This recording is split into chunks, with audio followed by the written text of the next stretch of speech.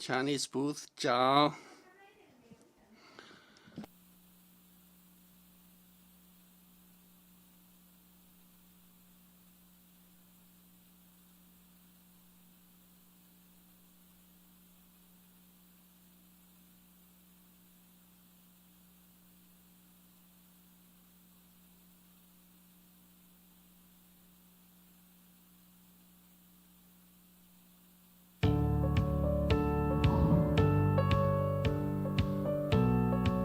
My generation represents promise, not peril.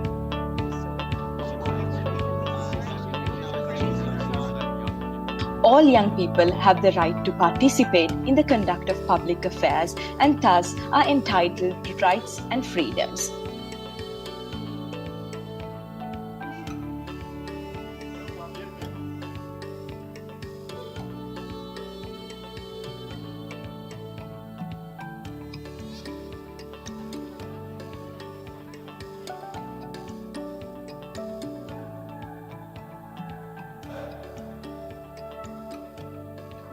Only 10 years left to achieve the Sustainable Development Goals, your vision and commitment are paramount to creating a more sustainable and inclusive world. We must have a post-COVID recovery that propels us to greener economies and onto a sustainable path.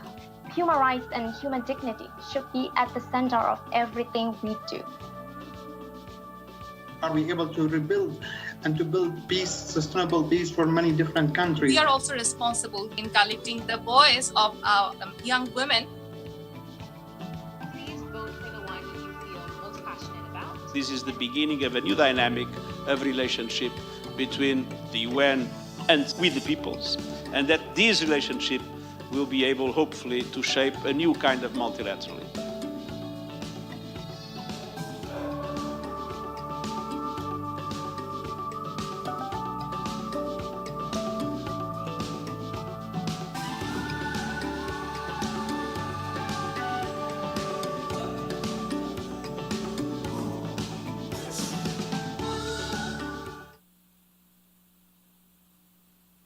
Everyone, and welcome to the UN75 Youth Plenary on the future we want, the UN we need, and the future of multilateralism. I'm Nelifa Hidayat, and I will be your moderator for the event today.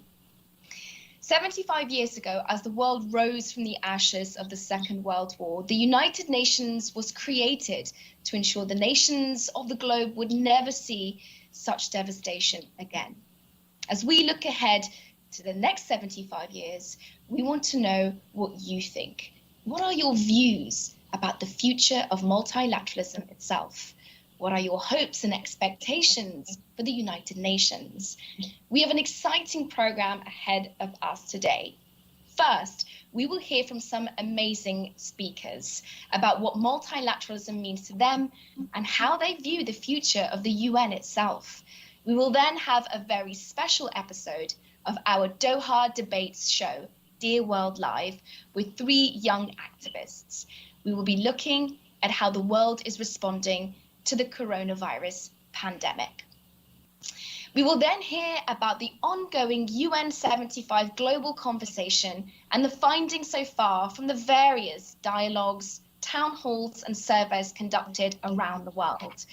Finally, we hope to wrap up today's jam-packed show with many of our speakers coming back to answer your questions. So make sure you've got your thinking caps on and you're writing down your questions and comments, because in the next 2.5 hours, there'll be a lot to think about at this, our first ever UN Digital Youth Plenary. So how do you get in touch? Well, the chat window on your screen is the best way to do so. If you look on the right-hand side right now, there's a little bar where you can type in your comments and your questions. Now, this is very important. Please make sure you state your full name, your location, and to whom you're addressing your question to. Otherwise, it might not get on the plenary today. You can also ask multiple questions throughout the day's program. Next, of course, you can reach us on our various social media platforms. We encourage everyone to share their experiences and engage online. You can use the hashtag UN75, hashtag Youth Plenary, and hashtag Youth 2030, or just make sure you mention our handles at Join UN75, at UN Youth Envoy, and at UN_PGA.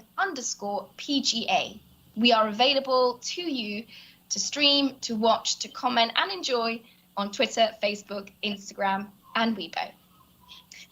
So we have young people tuning in from all over the world, and that is very exciting for me. We also have partners that are representatives from UN member states. You are all very welcome today. I'd also like to welcome the highest level of UN's leadership that are joining us, including the President of the General Assembly, the Secretary General and Deputy Secretary General, the Special Advisor on UN75, and the Envoy on Youth. Welcome too to the members of the Major Group of Children and Youth and the International Coordination Meeting of Youth Organizations who helped shape and organize this meeting today. You are all very welcome. Just a few housekeeping things to bear in mind. Before we get started, I wanted to let you know that today we have interpretations in 6 official languages of the UN. We ask everyone to be mindful of the additional difficulties experienced by interpreters when working in remote modes, of the increased likelihood of disruption to the audio feed to the interpreters. We also have sign language interpretation and closed captioning. You can enable interpretation and closed captioning using the video player menu in front of you. Okay, I think we are all set. Now, to get us started, we have the youth artist from Create 2030, a global network of artists and creative industry professionals in support of the Sustainable Development Goals. And we'll be introducing their new single called Imagine. It's a wonderful song that they wrote and recorded between 4 different countries about reimagining a brand new world. And we have young people participating alongside world leaders and institutions like the United Nations. Imagine will be available on iTunes on the 21st of September, and young artists can join the artist roster right now if you head over to create2030.org/youth. Now, let's welcome their new song, Imagine.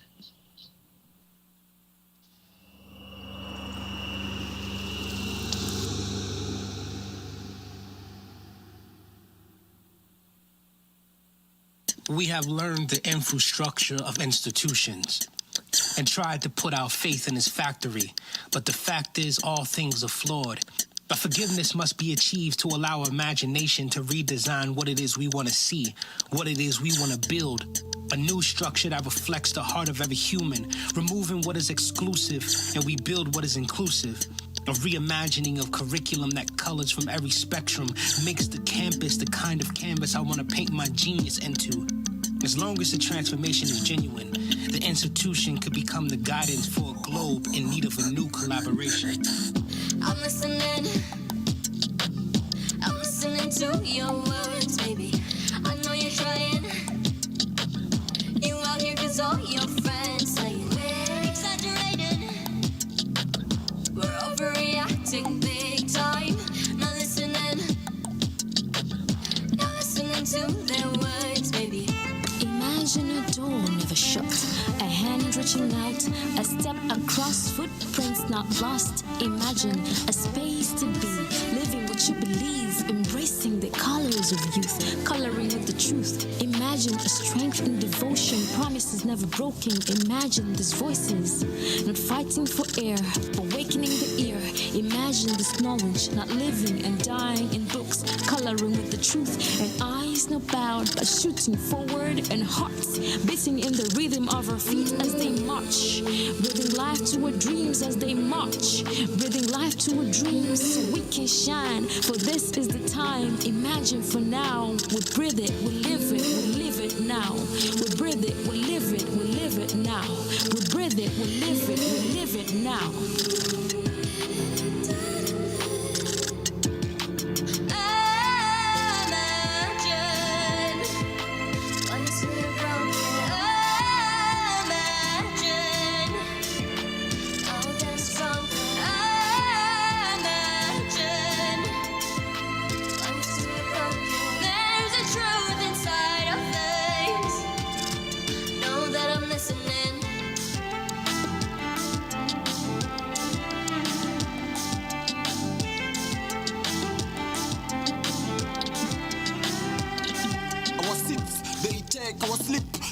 beg. Our voices they take. Hunger we misplace. They slow our pace. They sit on our place. Don't guess they S, cause we are the best. When blessed we bless. System mistake. Wakisema no tunasema yes. Kwa youth man wakisema less tunasema more. Kwa youth man pamoja kwa moja kuseek justice to stand. Justice si justice ni just ways ku adjust. Who adjust kwa wenye task kwa kuwe fast. Mina wendo institution bless this situation. Bless this situation. Bless this situation. Wait for the moment. Wait for the moment. Imagine we're gonna own it. We're gonna own how we fantasize. Once we were broken. Once we were torn a million times. Now that I'm stronger, I'm never stopping the way I imagine. Once we were broken, imagine. Now that I'm strong, imagine. Once we were broken, there's a truth inside of things. Know that I'm listening. Hierarchies, patriarchies, villainous ways we exist. The way we respond to our pain is often out of survival. I react before I respond. Then I trace the steps back to my original thought, which is this, that our voices are valid, our existences are true. There are thousands of fear and mirages of pain, and so much of it belongs to you. An institution has the potential to retract, to invest, to change the way we dwell. I am most interested in finding a secret place where we are all safe, where the intimate truth of the I is never threatened. If the world of power movers can switch their ears on, overturn the table, and let the newcomers build a new one, we can turn that I into a we. I know my power is within me.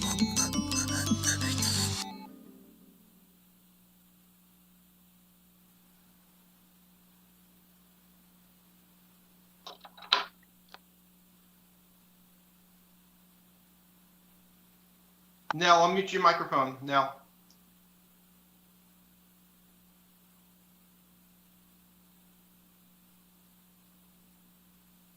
I'm wondering if you guys can hear me now. Is this any better? Yes, we hear you. Thank you. Good to have you. As I said, this is the first ever UN Youth Plenary that's been done online, so you're just going to have to be very patient with us as we get the multiple people from around the world all to do this succinctly. Please, we ask for your patience and forgiveness. But what a performance to kick things off. I couldn't have picked a better thing myself to see all of those faces committed to the mission of the UN75 Youth Plenary. A big thank you to the amazing artists from Create 2030. And welcome back to all of you. Thank you all for participating in the word cloud that we have going on, sharing what you think about multilateralism and what it means to you. To kick us off with the program for today, let's take a look at what you have had to say. So there we have it, some of the biggest thoughts from you guys, the words that you're using, the buzzwords: cooperation, collaboration, peace, equality, unity, stability, and many, many more. Keep those coming in. And remember, your comments and questions in that little box with your name, your location, and who your question is aimed at is very valuable to us. Now, we have an amazing lineup of speakers today, and it is now my great honor to introduce our 5 first speakers for the opening session. The United Nations Secretary General Antonio Guterres, the Secretary General's Envoy on Youth, Jayathma Wikramayanaka, the President of the General Assembly, Tijani Mohammed Bande, and all 3 represent the highest levels of the United Nations leadership. We will be joined by 2 young activists and advocates, and they are, first, Adil Scali. Adil is a Moroccan entrepreneur and a member of the Youth Advisory Council of the World Federation of UN Associations. He works as the Digital Opportunity Trust, a network of young innovators working on delivering digital literacy and entrepreneurial education across the African continent and the Middle East. We are also grateful to be joined by Maria Corina Muscos-Toro, a Venezuelan migrant joining us today from Mexico City. Maria has worked as a fellow at the Inter-American Commission on Human Rights and is the co-founder and director of Venezuelans Globales, a platform that gathers and empowers women from the Venezuelan diaspora. I now invite our 5 panelists to please tell us what multilateralism means to them. And would like to ask the President of the United Nations General Assembly, Tijani Mohammed Bande, to start us off. Over to you. Thank you very much, and I'm pleased to be part of this very important and exciting conversation. I think since I have a very short period of time to say this, to say that the most important thing about multilateralism is the foundation of it, which is respect for others as you respect yourself.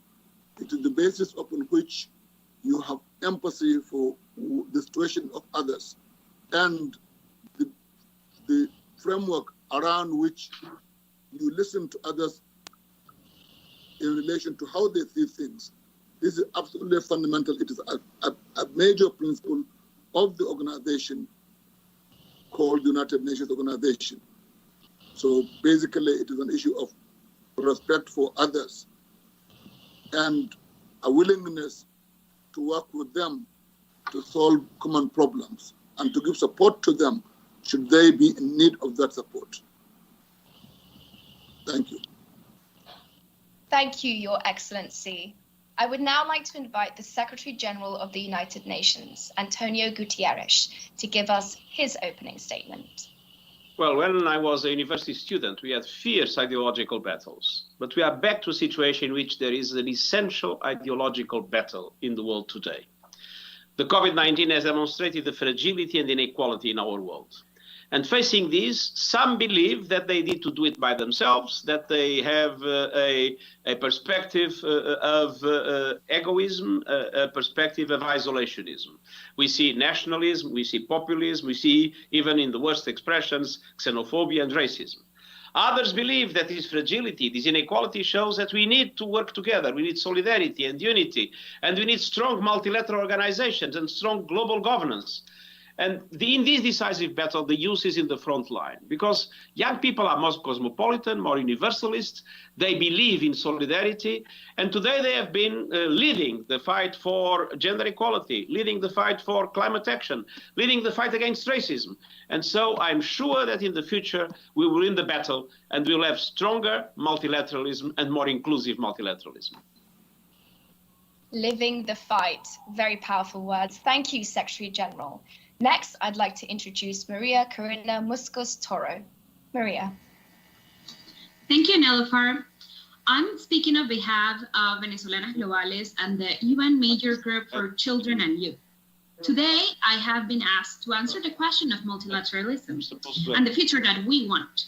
However, I want to ask you, is this the present that we want?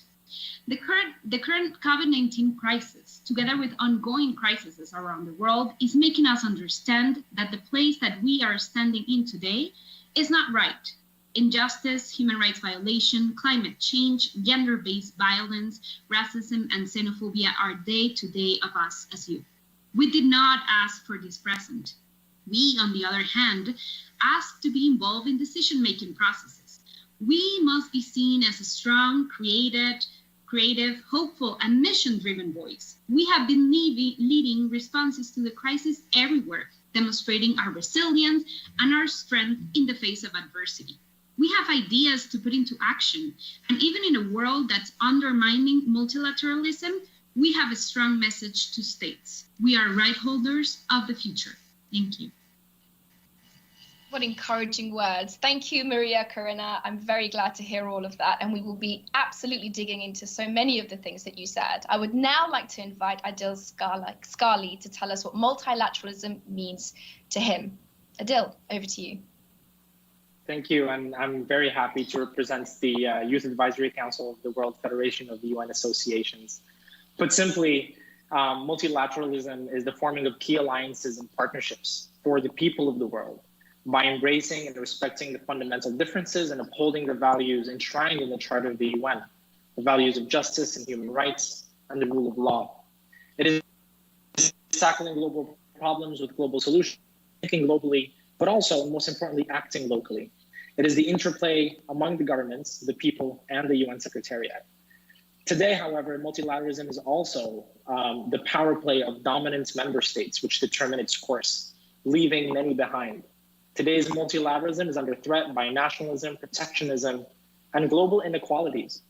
Basic human rights are not being met, unemployment is on the rise, economic opportunities are increasingly limited, and climate change continues to be an enduring threat to our future.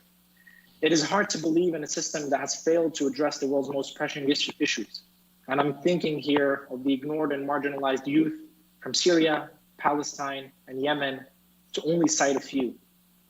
So looking forward, multilateralism must take a new form, one that brings the discontented and disengaged on board by taking their concerns seriously and engaging them in a meaningful way.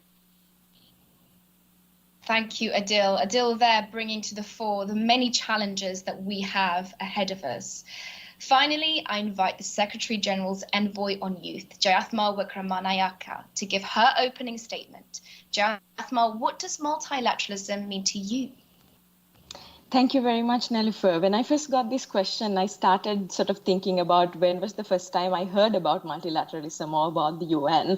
And I remember when I was in 9th grade, when the tsunami hit my country, Sri Lanka, and we lost about 35,000 or more people, how the former Secretary General Kofi Annan visited Sri Lanka. He went into those camps and shelters. He was talking to the people, and then the UN was there responding to this crisis. And following that, for many years, when my country was going through a conflict and coming out of a conflict, the UN was here every day on the news. We would see the UN talking about human rights, pushing ourselves to go into a peaceful solution for the conflict. And for me, UN has always been about, and multilateralism has always been about, hope, about opportunity, about human dignity. So for me, multilateralism is not so much about, fighting over a word or a comma in negotiations here in New York or Geneva, but it's really about what the UN and other institutions do for the people on the ground who needs it the most.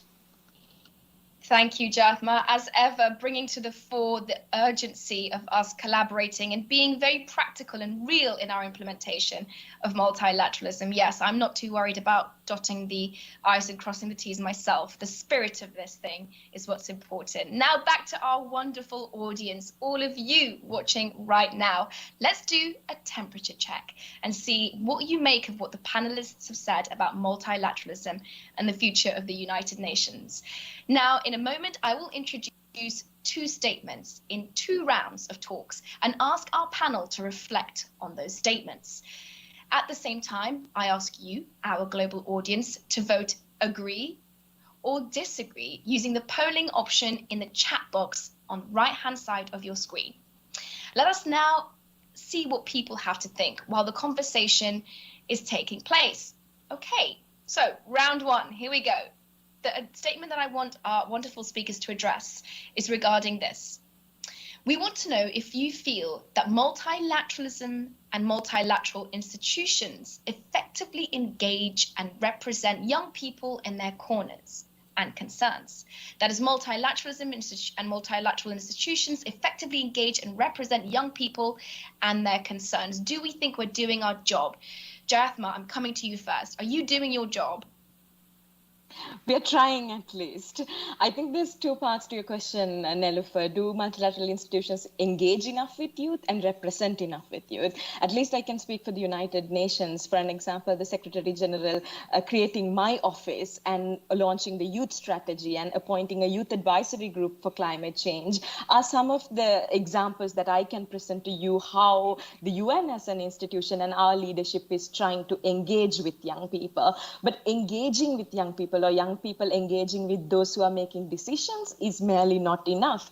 We also need to have young people making those decisions themselves. So when you talk about the UN or multilateral institutions, this is made of member states. So we would also love to see youth delegates being part of member state delegations. We would like to see young people running for office, becoming members of parliament, ministers of foreign affairs, head of state, and really bringing that youth energy, ideas, and creativity and positivity to the work that we do at the multilateral system.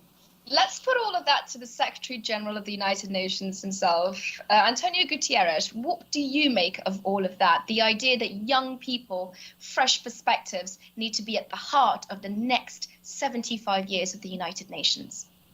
I have no doubt that it needs to be so, but we are far from having it now. I mean, what Jayatma said is true. We are making an effort, an important effort in the UN. But that effort, first of all, is not general. Many other multilateral institutions simply do not take into account the youth. Some talk to the youth, very few listen to what the youth has to say. And on the other hand, the mechanisms of institutional participation of the youth in the organizations do not exist or are very limited. And the presence, as it was said, of youth in places of responsibility, in political systems or in international organizations is very limited. So a lot still needs to change. We have moved in the right direction, but not enough. Let me interrupt you momentarily and ask this. Maria Corina asked a very important question. She said that people just like her in the work that she does need to be paid attention to. Do you think that the United Nations is set up so that wonderful activists like Maria Corina are listened to and whatever they say is planned on and executed? No, we are listening and we are taking into account, but this is not enough. We need to create institutional mechanisms that allow for effective participation in decision-making. Absolutely brilliant. I appreciate that. Thank you. Maria Corina, let me bring you in here. What do you make of all of that? Do you think that that's enough to secure the future of multilateralism? Is it meeting the needs and your concerns? So for me and the group that I represent, thank you very much for the words. I want youth the United Nations to incorporate a youth lens. That means in every aspect, not just aside the youth in other issues, but integrated within the United Nations. We don't want to be seen as naive or inexperienced. We don't want to talk between each other. We want to talk within the organization. And I totally agree with the mention of the United Nations Youth Envoy, is that we need to be there. For example, when we discuss climate change, let's listen to what youth needs to say. When we elect positions in the UN, let's open them for youth. We are not inexperienced because of our age, but we are a generation of mission-driven and creative voices. And if the UN needs to change, it needs to do it differently. And we have a different voice and different views. Very good. Just to remind you of what we're talking about in this particular section, bearing in mind that we have another one coming up, the question we're asking is multilateral institutions, are they effectively engaging and representing young people and their concerns? I'd like now to move on, before we get to you, Adil, I'd like to move on to the United Nations General Assembly, the President, Tijani Muhammad Bandi. What do you make of that?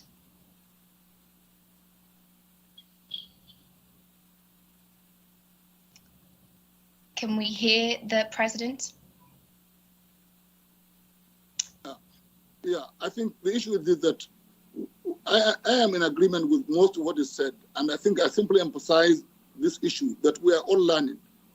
And both the youth are learning how to relate to institutions, and institutions are also learning how to engage youth. It's not an issue of the youth that are already formed, they have ideas. They also have to engage in order to sharpen what ideas they have. It's not an issue of the youth have the answers and you just take it. It's an issue of engagement and interaction. And it's really a learning process. And I think the Secretary General is absolutely right, as is the envoy for youth. Really, the issue is that there are efforts in the UN to listen more. And we are a bit slow in getting the institutions to make this happen. But there are platforms to do this. I think it's very clear that you don't have answers only from the youth. answers come through interaction and engagement. I think it's very important, because if you do this, you say elders have no place. They do have a place.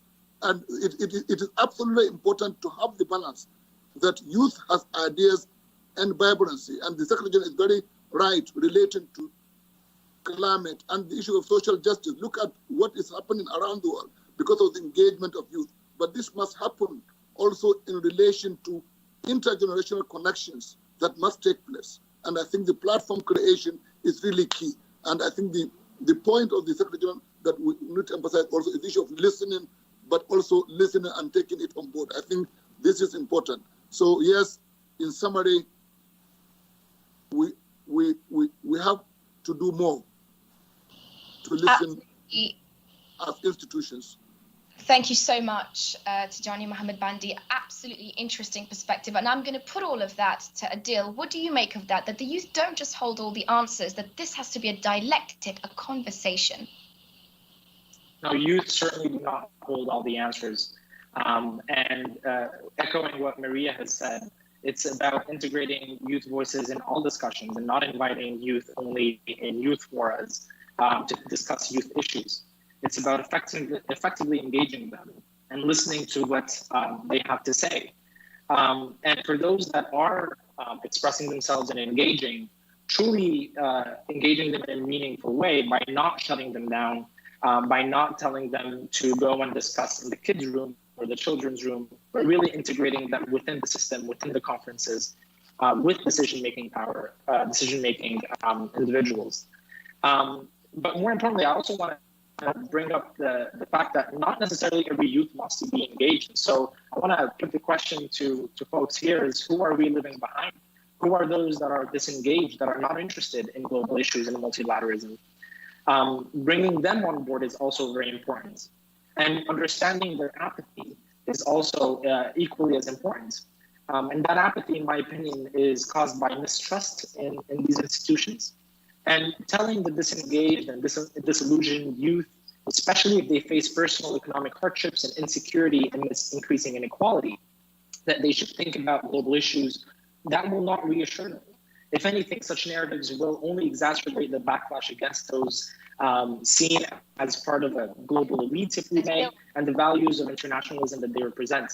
And so what I would suggest is to conceive a UN that is a vehicle for enhancing citizen and national empowerment and leadership, and truly integrating the youth lens in all of our discussions with decision-making. Adil, very well put. I appreciate that. Thank you. We are trying to keep a tight ship here to make sure, and there is so much to get into when we're talking about multilateralism itself. But now I want to bring you the voices of all of you watching online, our wonderful audience from all over the world. So we put the question to you and we have the answer to the poll. I'm just being told it right now that in fact we have a dead split.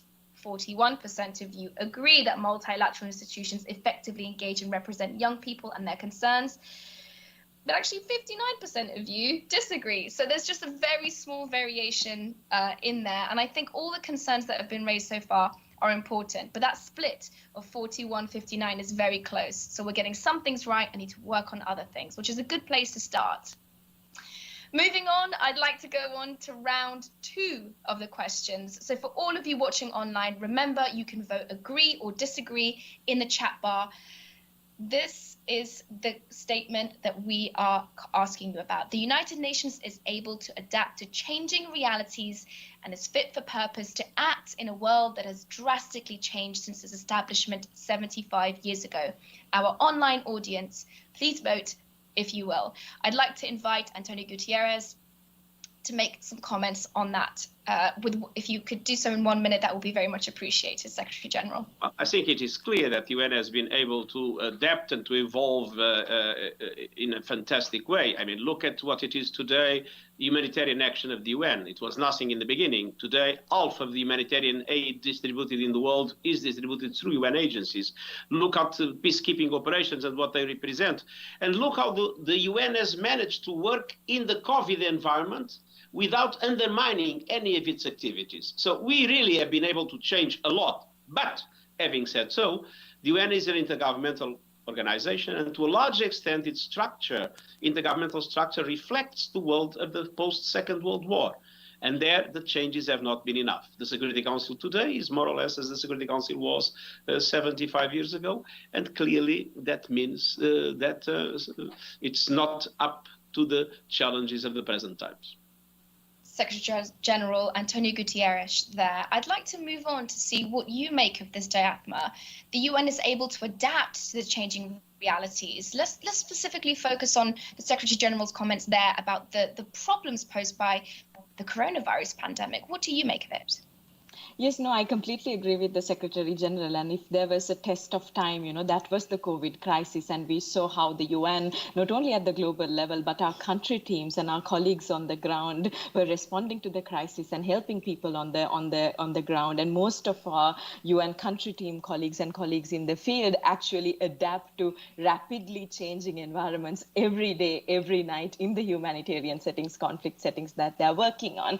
But if you're thinking about a big mega trend, like, say, artificial intelligences or climate change or migration trends or new era of conflict and violence, then I think we definitely need to be more proactive when it comes to developing international frameworks, normative frameworks about how those certain areas are going to be responded to and regulated. And for that, I think young people can really bring a value addition. So when the Secretary General was talking about creating institutional mechanisms within the structures of the UN, I believe that when we are talking about greater voice for civil society, greater voice and a seat at the table for young people is also inevitable.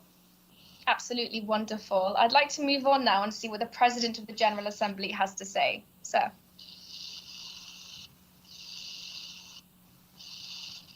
Sir, I'll meet you. I think very quickly, we have been slow in changing certain means of work. And the fact that the Security Council is still what it was 75 years ago is an issue. But the Council has still better structures than it did before in the last few decades. But we have been able to work during COVID, adapting to technology, not fast enough, but it is clear that we have been adapting slower than we would have wanted to. But I think the real issue is that an organization of 193 countries with differences within countries is not an easy one to change. It's not like one country. So fundamentally, we are working to be better able to work for the people we serve. We are learning. We are a learning organization. And it's very clear that we are doing things better and faster and also cheaper. There have been reforms that have worked in the Council and also in the Assembly, and there is also discussion ongoing concerning reform of the Security Council. I really respect that, President of the General Assembly, the point that you made about the Security Council and how vital that is to making sure that we have equity all over the world. And Adil, I'd like to bring you in on this. Try and keep it to a minute if you can, but what is your thoughts on the adaptability of the United Nations when you have such powerful voices from around the world?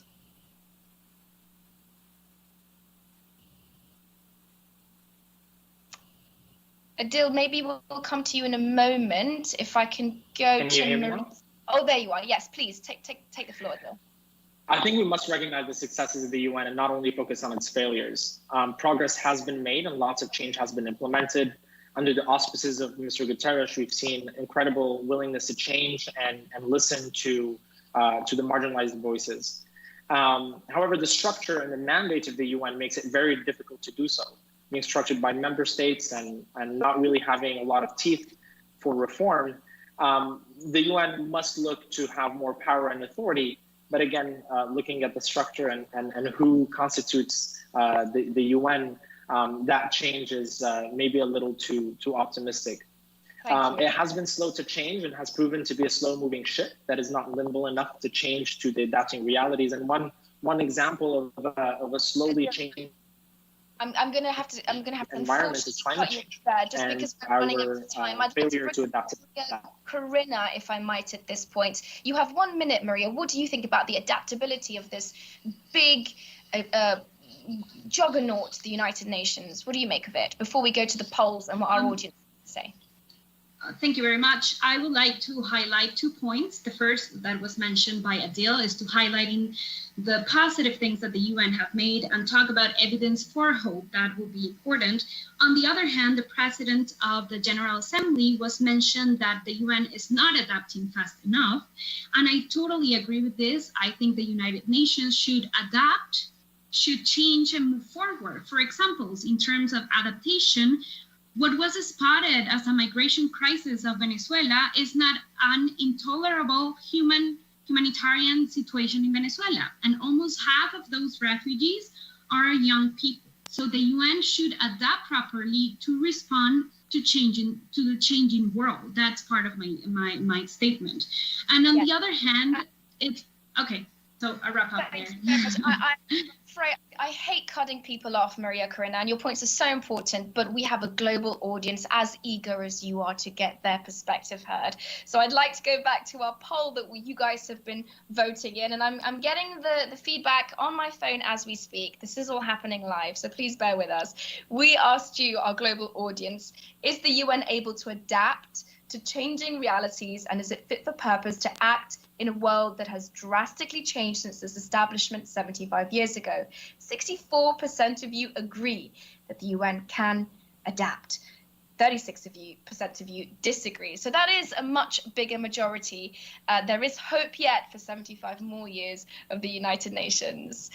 Now I would like us to move on. That was a fantastic temperature check, and I'm so glad to get everyone's perspective in. Thank you all. Before we wrap up our opening statement, I would like to invite all of our panelists to tell us about their hopes and expectations. What are they for the future of the United Nations and multilateralism overall? We are all eager to hear your final reflections. I'd like to invite Your Excellency, President of the General Assembly. You have the floor.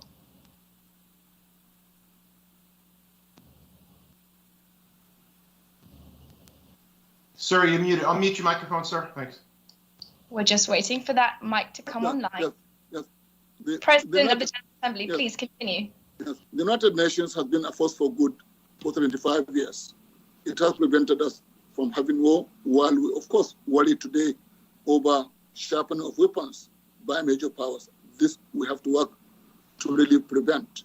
I think it has helped us in mainstreaming human rights around the world, and its focus on getting countries to focus on development while privileging peace and rights, I think is a very important one. It's a major normative body for the world.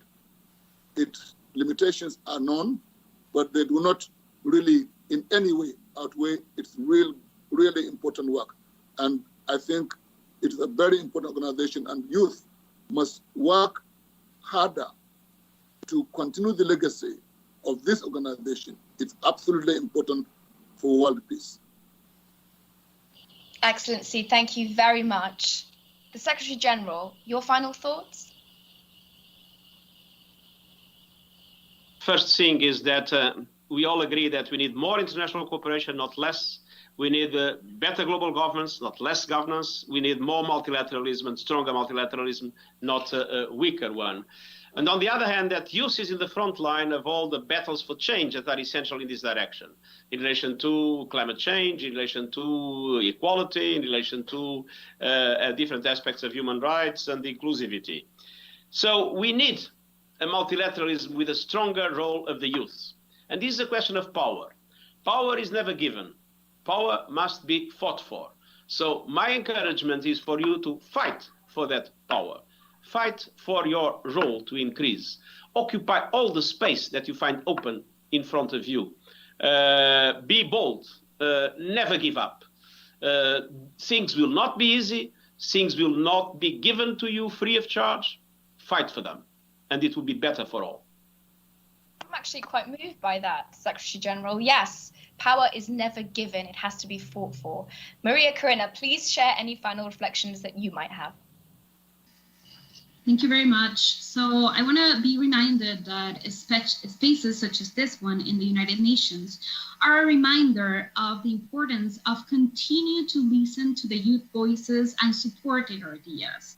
It's important that the priorities, the challenges, and the opportunities that are identified during this forum are taken into account when we think about the future of the UN and multilateralism. So I want to invite you, as we move forward through this day, let's remind ourselves that as youth, we are reinventing ourselves and seeking ways to lead local action. So let's continue to make this work.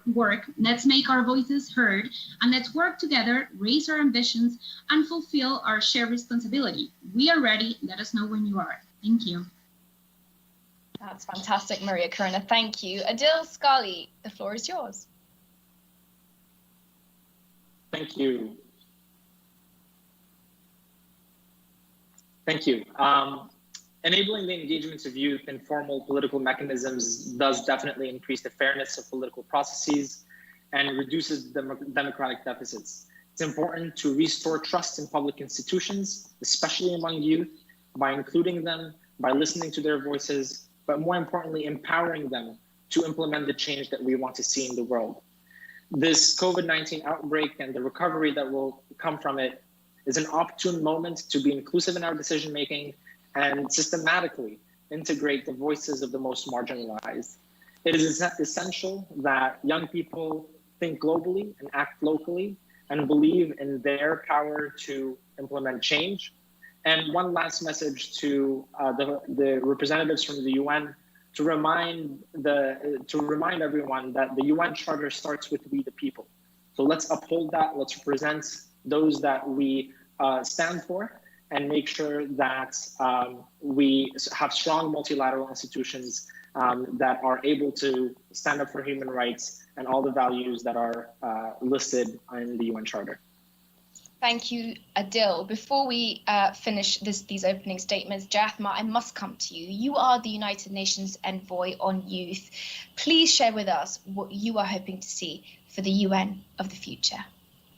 Thank you, Nelfa. I think in terms of the inclusion of young people, previous speakers have definitely made the case for that. So my hope for the multilateral system, either it's the UN or the AU or the EU or any system that we are talking about, it is that let's move from words to action. We have the Sustainable Development Goals in front of us. We have the Paris Agreement in front of us. There is already agreed, negotiated resolutions and documents and strategies and policies. Let's roll up our sleeves and let's get into action. We have 9 years more, and achieving the Sustainable Development Goals really will be the solution to all the issues that we talked about this morning. So let's all get to work. Jathma, thank you so much. Thank you once again to the President of the General Assembly, the Secretary General, the Special Envoy on Youth, Maria Corina and Adil. It's been illuminating, to say the least. And of course, a very special thanks from me to our global audience joining us from every corner of the globe. Please keep sharing your thoughts and questions. I can see that you're sending them in thick and fast, and I want to hear more about what you think. Your contribution means so much to the plenary.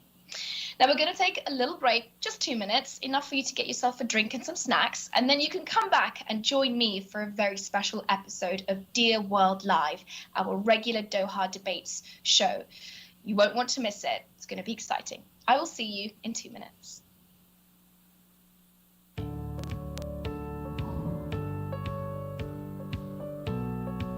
My generation represents promise, not peril.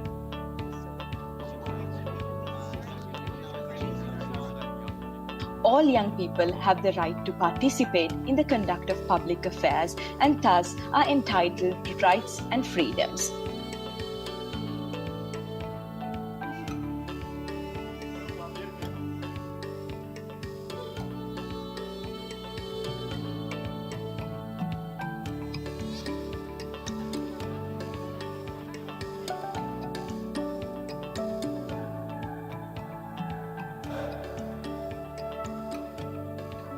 Only 10 years left to achieve the Sustainable Development Goals, your vision and commitment are paramount to creating a more sustainable and inclusive world. We must have a post-COVID recovery that propels us to greener economies and onto a sustainable path. Human rights and human dignity should be at the center of everything we do. are we able to rebuild and to build peace, sustainable peace for many different countries. We are also responsible in collecting the voice of our young women. Please vote for the one that you feel most passionate about. This is the beginning of a new dynamic of relationship between the UN and with the peoples, and that this relationship will be able, hopefully, to shape a new kind of multilateralism.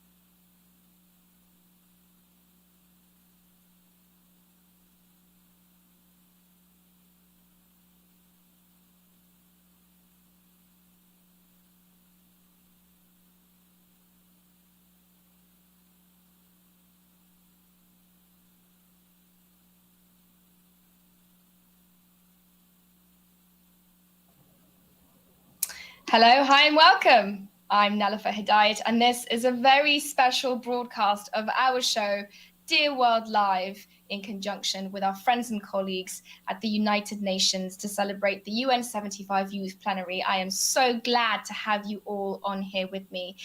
Dear World Live is our weekly offering to you from Doha debates. Each week, we tackle a very big global challenge and we find fantastic people to talk about the solutions that we can all take with us as we go forward. Now, as I said, this is a very special episode and I'll be joined by three amazing young changemakers in a moment, and we will be searching for the solutions to the question, how the world is responding to the coronavirus pandemic. Is it doing well enough? Is the world doing well enough in its response to the coronavirus pandemic? I'll be talking to them about how the COVID pandemic has impacted their work and activism, myself. But before we hear from them, I'd like to go through some of the things that have changed and some of the ways we've all been affected. I want to give you all a bit more context about what the global impact of the pandemic has been and how the international community has responded. In 2020, it's been an absolutely dominated year by the coronavirus pandemic. Globally, there have been more than 27 million confirmed cases of COVID-19 since the pandemic began in Wuhan, China in December of 2019. To date, there have been almost 900,000 deaths. The world that we live in is changing dramatically as the pandemic spreads. Suddenly, there are no airplanes in the sky. Students around the world took their classes online and in their homes if they could, and economies have suffered. To cope with such an unprecedented event, a huge response by the international community was necessary. Scientists and laboratories around the world started to search for a vaccine. As it stands, we have 34 candidate vaccines in clinical evaluation and many more in early stages of trial. In March 2020, the United Nations Secretary General Antonio Guterres launched a $2 billion humanitarian response plan to fight COVID-19 in some of the world's most vulnerable countries. In a bid to protect millions of people, best efforts were made. Guterres also called for an immediate global ceasefire in all the corners of the earth, and thankfully 170 countries stood in solidarity with the United Nations, endorsing the call to silence guns and stand united against the global threat of the COVID-19 pandemic. Now, throughout today's Dear World Live show, we'll be reflecting on this international response, and we'll consider what the decisions and discussions that have been had around it are like, and what the leaders' responses have to say about how we are dealing with the crisis. But also, more importantly, how is society at large dealing with it? Have our existing systems stood up to the challenges of the global pandemic? As ever with Dear World Live, brought to you by Doha Debates, we want to hear from you. Your thoughts, suggestions, comments, and questions are always welcome and valued. Send us your comments that you have to wherever you're watching, wherever you are seeing the comment bar, just drop us a little line. Try and use the hashtag DearWorldLive if you're watching us on Twitter. We'll be able to find your comments much easier.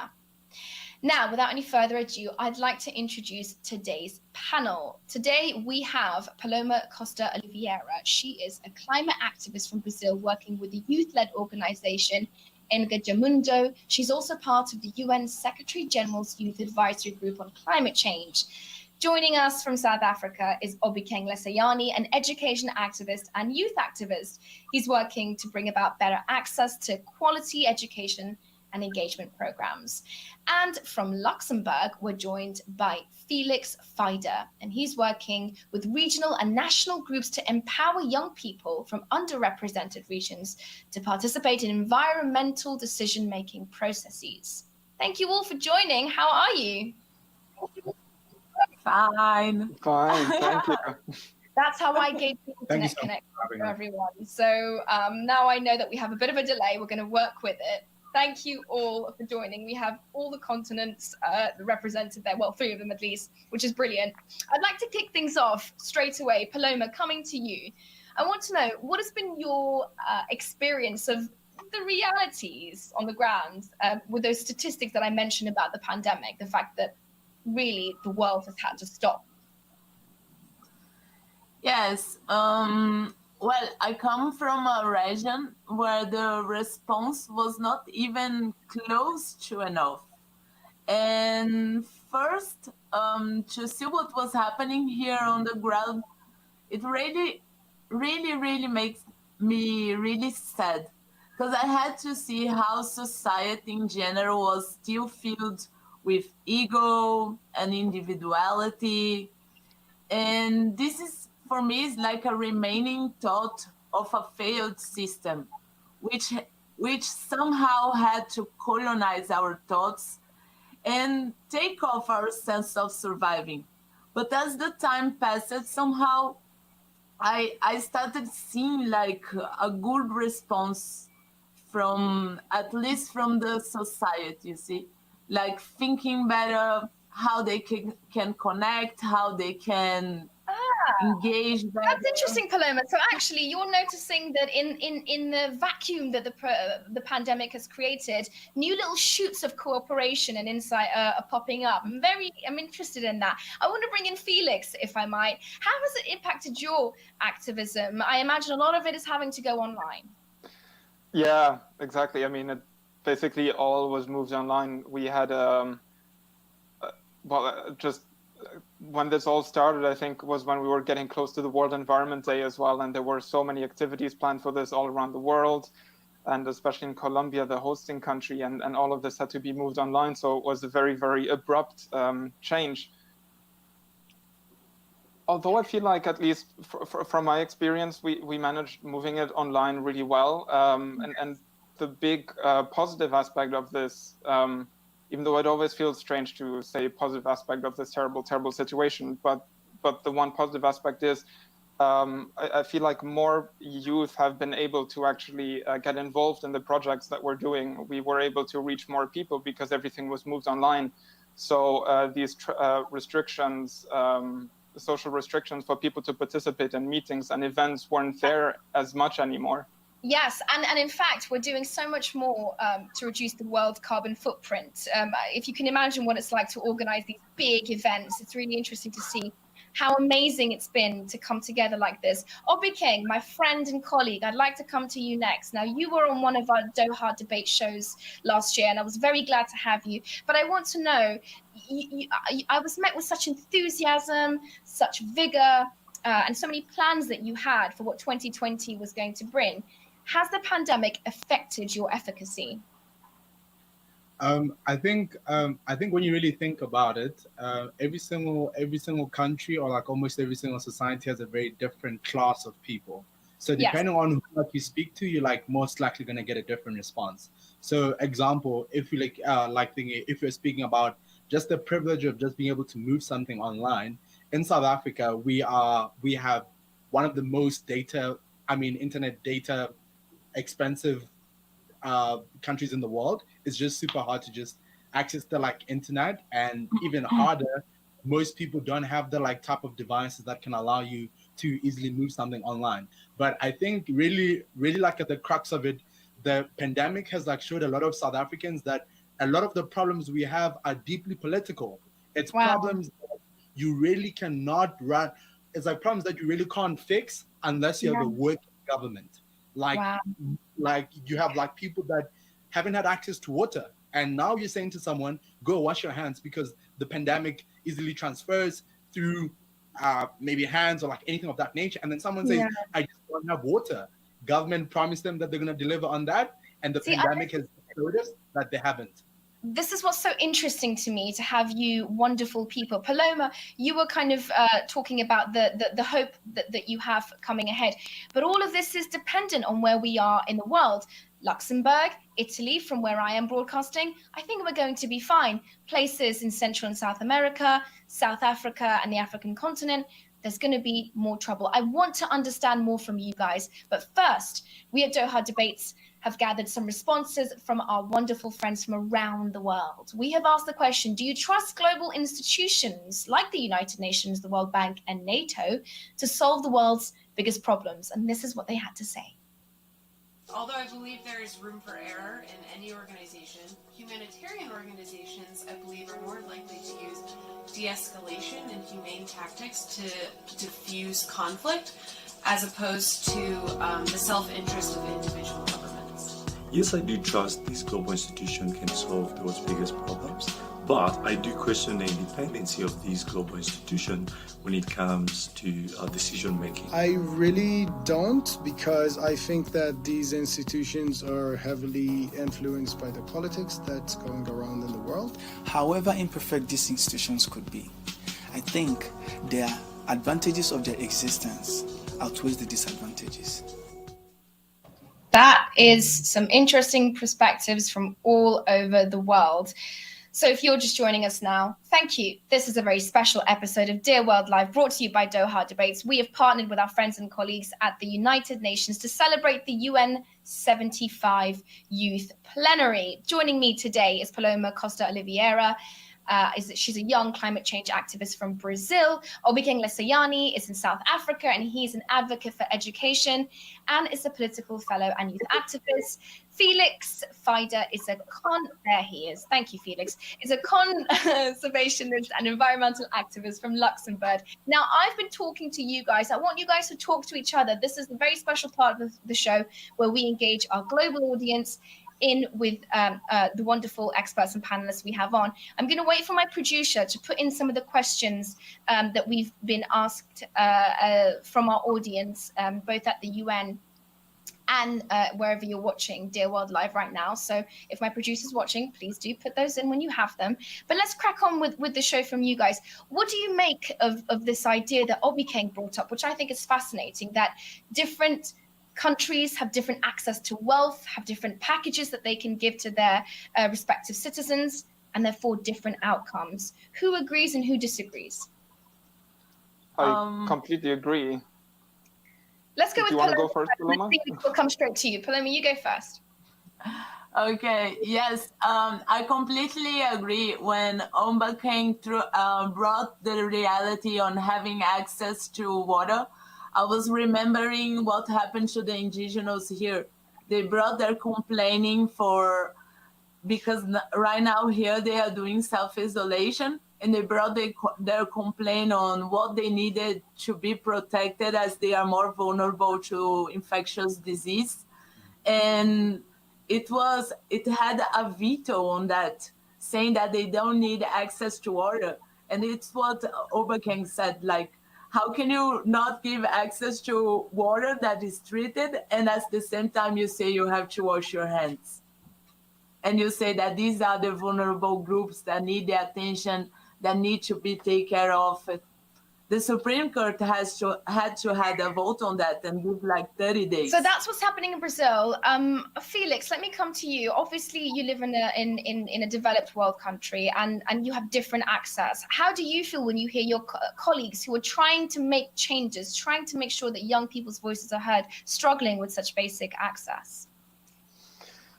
Yeah, it's a very good question. I mean, it's for somebody from Luxembourg, from Western Europe, it's insane to just think about, something that we see as so completely normal, and like turning on the tap and you get water and you can wash your hands. It's something completely normal. To just put yourself into the situation where you don't have that anymore, it's unthinkable for many people here. But I also think even within Europe and within the developed world, within countries, you have so many, such a big difference in environmental justice as well. I mean, because actually at the moment I'm calling from London, and there as well, in cities where you have air pollution, it's often the people that have the least that live in areas with the highest air pollution, and then because of that are then also more easily affected by this deadly disease. So yeah, there's inequality between countries and within countries. And please feel free to engage with each other, guys. It's important that the three of you connect with each other. OBK, what do you make of that? Do you think that the burden then should rest on the shoulders, the broader shoulders? Should nations who have bigger wealth, bigger income, be doing more to make sure that enough is going on? How should the UN be responding to the different needs? I was thinking actually about to make an example to Felix, that if you look at Palermo and I's internet connection is quite terrible compared to his. Just like something as basic as that we are like, I mean, we're like even lucky to just be able to have this conversation. But I just think that the crux of it is you do have governments that can apply for bunch of different funding from like different multinationals and so forth. The problem always comes to like managing it. And like, I'm going to make a very simple example using South Africa. We set aside about 500 billion rand to be able to respond properly to COVID. But most of that money has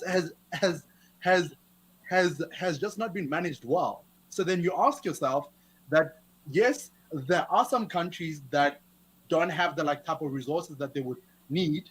And then when they do get them, how well can they manage them? And then how well do like and then how well do like even citizens trust that their like representatives can like manage and like do something as basic as delivering a water tank so that someone can be able to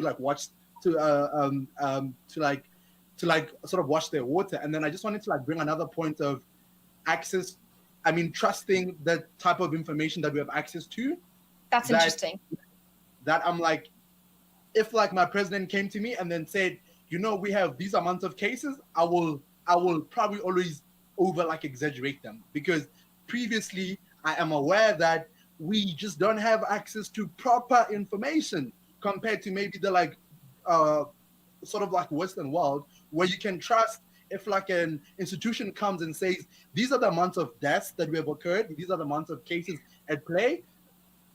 So then how important are institutions like the United Nations? We've mentioned NATO at the Youth Plenary, and we've also mentioned the World Bank. How, at times when fake news and irregularities are rife, I want to know how you guys make sure that the most important messages from your activism rings true and you are able to communicate those to the change makers and the policy makers. Paloma, let's come to you first. Well, when we think about like recognizing institutions, they make like a strong part on bringing information that people rely on that. So for example, here in Brazil, we are working with the cases among indigenous communities and quilombolas communities, reminiscently of Black people here in Brazil. And for their cases, we cannot have the exact number, because if there is a quilombola living in the city, they are not counted as quilombola. If there is an indigenous studying at the university and didn't come back to his community because of the pandemic, he's not counted as an indigenous. So here in Brazil, we are organizing like lots of organizations that are based on the front lines to bring these numbers up. But if we had like the full support of international organizations that rely on these informations and rely on the associations that are based in the front lines, of course we will be spreading like proper information and not relying on numbers that don't say the real truth in the basis. Felix, do you want to come in at this point? Yeah, well, I just want to maybe add another aspect to what has already been said. I think what's a big problem is there seems to be, at least from what I've seen, there's this growing mistrust in institutions and the information that they convey. I mean, even just like a few weeks ago in Trafalgar Square in London, there was a big demonstration just saying it's all a hoax, and it's terribly dangerous, this mistrust in science and this mistrust in facts, and it's actively putting people's lives in danger. So we definitely have to work on communicating the facts to the population and get rid of misinformation on social media. Social media is, like, as you all know, a big source of misinformation. Yeah. Okay. It's a way on running for the responsibility on addressing what is needed. Absolutely. I would like to, at this point, welcome our many viewers who are watching through the United Nations and Dear World Live handles. I'd like to welcome Jose Sumet, Yesa Mangi. There's lots of other people, Lonesome Sense, Adi Guzel Masli as well. You're all welcome. Remember to send in your comments and questions about everything you're hearing. I want to know from you, first of all, where are you tuning in from? You are welcome. And secondly, has the pandemic done anything to affect any advocacy, any activism that you're doing, and how are you able to combat that? So send me your thoughts and questions as you're watching us live. Now, here at Doha Debates, we try not to settle for a divided world. We actively work against it, and we try to come together to form consensus wherever possible. So let's reflect a little bit now on our discussion about the pandemic and the global response to it. And for the next few minutes, I want to focus on what people can do in practical terms to help us respond better as a global community to the future. So let me get all of my guests up where you all are. Okay, the question that I really want to ask from you is, what practical things can people do to renew support for global cooperation? Like, what can we all do as individuals? Paloma, let me come to you first, because Brazil is the second most hard-hit country when it comes to the coronavirus, almost on par with India now, in fact. So what can people do in this age to make sure that the things that they believe in are fought for, their voices heard? Of course, by uniting ourselves, we have like a strong voice. We made recently so many strengths with youth activists based in Europe to tag the UN Mercosur agreement on our views. This was super important to us because as we are facing what we have to face on the grounds, they can help us spreading our messages in other space that we cannot reach because of lots of stuff. Since connections or being in presence. And not only that, like I think we got to information and we need to support who is providing like proper information and information for what they really are doing. Like we have to follow like youth pages, indigenous pages to see what we are doing, what we are needing, to support what we are saying, because it is in these networks that we say what is needed, how you can support. We have so many right now, like funds for the Amazon, for the communities here. Right. But no one knows what exactly is. So just come to our pages. We explain like everything and we show our views in there. Please follow us and listen to what we have to say. Paloma there, getting a pitch in. I like it, working very hard. I'd like to throw that open to the rest of my guests. Practical advice that youth activists and advocates around the world should take on board.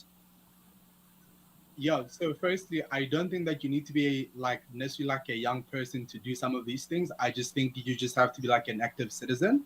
And part of that, I think for me, includes things of understanding that, yes, the internet is a deeply powerful thing, but some of us live with our grandparents, we live with our mothers, being able to translate whatever news that we pick up on the thing, either via social media or via the news, in in a language that they can understand is like something that we can definitely do. Ensure that whatever it is that we learn, we can take it to the ground, because not everyone has access to the internet. And another one is, for me, really a lot of problems are deeply political and they are deeply entrenched in like systems. So if you're not happy about how a particular institution is functioning, if you're not happy with how your Congress is functioning, if you're not happy with how your local municipality is functioning, engage. And part of engaging is not just voting. Sometimes might mean that you spread electoral education, means that you yourself even vie if you think that you're capable to serve your community in a way that they have not been served before. But for me, everything is deeply political. Became that really actually making a salient point that everything is political, but I still want to find something that is not so political. So Felix, I'm going to come to you and I'm going to try and see if you can agree with your colleagues there. Do you think that this has to be done on a molecular level and we should stop worrying about big changes that may or may not occur? What do you think? No, I definitely, I mean, this is a global problem and a global problem needs a global solution, but every global solution starts on the local level. So definitely having this molecular aspect of it is where it all starts from. It starts with local activists on the ground, and that also brings me to what Paloma said: is bring your voices together. When you gather youth voices, it becomes so much louder. At some point, people will have to listen to you. But I also definitely do agree that I think all of these issues are deeply, deeply political. And sadly, the solution isn't just, oh, we do this or we change this, we do this differently. That's sadly not how it is. We need system-wide transformative change to move away from a system of decades of colonialism and exploitation of nature and of the poor, and then move towards a system that actually promotes nature. It promotes equality and justice and fairness. I am being told that you three wonderful people have taken all the time that we have allotted. I am so thankful to you all, because I think so much of what you said is encouraging, that we have to take it one step at a time. We have to do it one task at a time and one person at a time. So thank you all. My guests today on this very special episode of Dear Wildlife have been Paloma Costa Oliveira. She's a young climate activist from Brazil. Obikeng Lesiani, a South African education activist, politics fellow and youth activist, and Felix Feider, a conservationist and environmental activist from Luxembourg. Wave goodbye, everybody. That was excellent. I really appreciate your time. Thank you. Vote. America, vote. America. There's a party political message there from Obikeng. Thank you, guys. Take care. That's just how we roll at Dear World Live. Thank you very much. That's all from our very special edition. Thank you for watching us, joining us, all of you online as ever. That is all from this show, but we have so much more coming to you from the Youth Plenary. If you want to join us, please hop on over to event.un.org, where we will have the rest of the UN75 Youth Plenary. That's all from me. Up next, we have a young artist, Zuhaira Singenge. She is also known as the African Lioness, and she is an international poet, writer, and storyteller based in Dar es Salaam, Tanzania. She will be sharing her poem, The Glass Room, which speaks about connecting in this time of disconnection. Hi, everyone. Thank you so much for having us today at the UN75 Virtual Youth Plenary. My name is Zuhura, the African Lioness, a poetess from Tanzania. And me and my fellow artists from Create 2030 are excited to be here today. We believe artists are important allies in helping to move the world forward.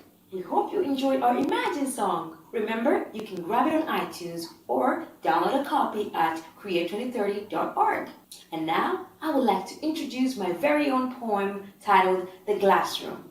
Enjoy!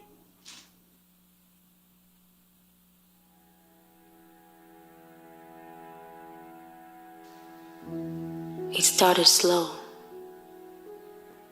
We didn't see it coming. Mornings were still bright. Nights were still warm. We still found the time to love. to laugh, to live and share our lives with the world. It started slow. We didn't see it coming, but when it came, nights were too long and days weren't kind, as we tried to feel alive and laugh and love trapped behind the glass, looking at old photos of us wrapped in embraces, wishing for the days we've lost, days when being close was not a death sentence, when our homes did not feel like prisons, when we were here not miles apart, just connected by a glass. But in time we learned to move with the tide, to befriend the calm, to silence the distance with these pictures and stickers, and follow our stories in each moment captured, and feel each other's warmth when we chat. We learned that we can grow through the glass, and through this wall we can last. And when we do, I know we'll remember to love like we used to, and we'll embrace the sun as we embrace the world in our palms.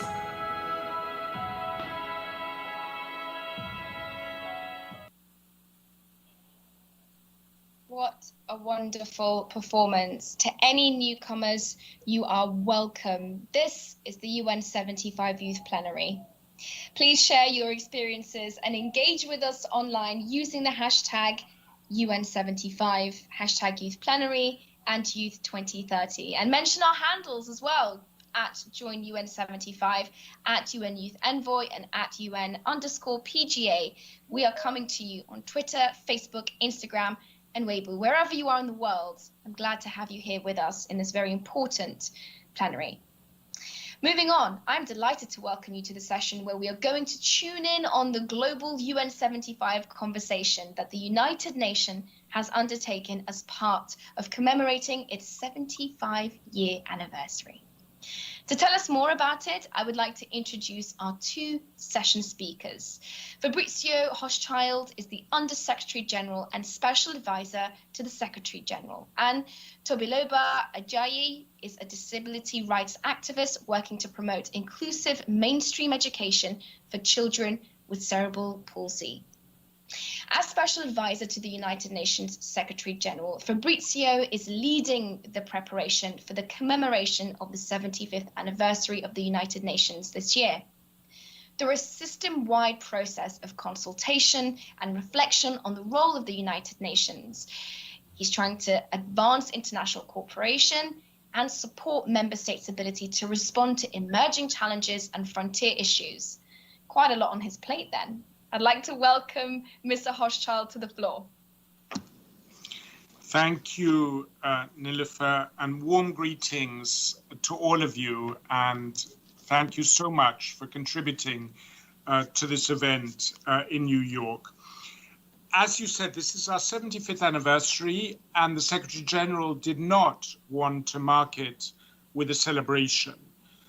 The way the world is, the Secretary General felt it was more important to use this anniversary to listen to the people we serve, to understand better their hopes and fears for the future, and to gather ideas on how to solve the challenges we face. Through a combination of dialogues, surveys, opinion polling, media analysis, and academic research, we reached to hear voices across the globe. From the outset, youth have been at the core of our initiative, and I'm proud that to date, over 500,000 people from all regions, from all countries, and all walks of life have taken part in our global listening tour. What we've seen is that despite the headlines, despite the divisive, polarized views we see on social media, young people the world over have much in common in terms of their aspirations and their fears. Youth want us to better address inequalities in the short and long term. They want to see better access to basic services. They want to see more support to the hardest hit areas and more investment in youth and education. Healthcare is also a major concern. And across the board, in all regions and social groups, the biggest concern for the future is the destruction to the environment and our inadequate response to climate change. In line with the focus of youth on inequalities, the solutions proposed by young people who participate centered on inclusion, calls for better social protection for the most vulnerable, for a fairer global economy, and for younger people to play a much more meaningful role in decision-making at all levels, beyond tokenistic events. And for youth also to have a much stronger voice in the United Nations. The vast majority of young people, and more than any other age group, believe that global cooperation is vital to address today's challenges, close to 90%. This does not surprise me at all. Young people are instinctively multilateral. The reality for young people has always been a world that is deeply interconnected, where hopes and fears, challenges and opportunities, friendships and horizons are shaped by what happens in places far away. So what are we going to do now with these findings? They will be presented to world leaders at the official UN75 commemoration on 21 September. The leaders will adopt a declaration that includes a commitment to listen and respond to the UN75 global conversation, and also includes a commitment to better integrate the voices of youth. I hope this plenary today will send global leaders a powerful call to action, and I know Tobilova, our next speaker, will be doing that very eloquently. Our consultations across the globe found that young people are generally more optimistic about the future than the older generation. And I have to say, as a member of that older generation, I am optimistic because of most educated, most open-minded, most interconnected youth generation ever. 2020 will not be remembered for being the UN's 75th anniversary. Amidst all the uncertainty we face, of that I'm sure, but I firmly believe that if you work together to take forward the call to action of young people from across the world that we have gathered, 2020 could be remembered as the year we change course to achieve a safer, fairer, and more sustainable future, and a more effective and more inclusive United Nations. Thank you. Thank you, Under Secretary General. Very moving words about this idea of intergenerational collaboration, which I think is a plenary so far. It's now time to move on. Let me invite Tobiloba Ajayi to reflect on the theme of inclusion and equality as part of the UN75 dialogues. Over to you.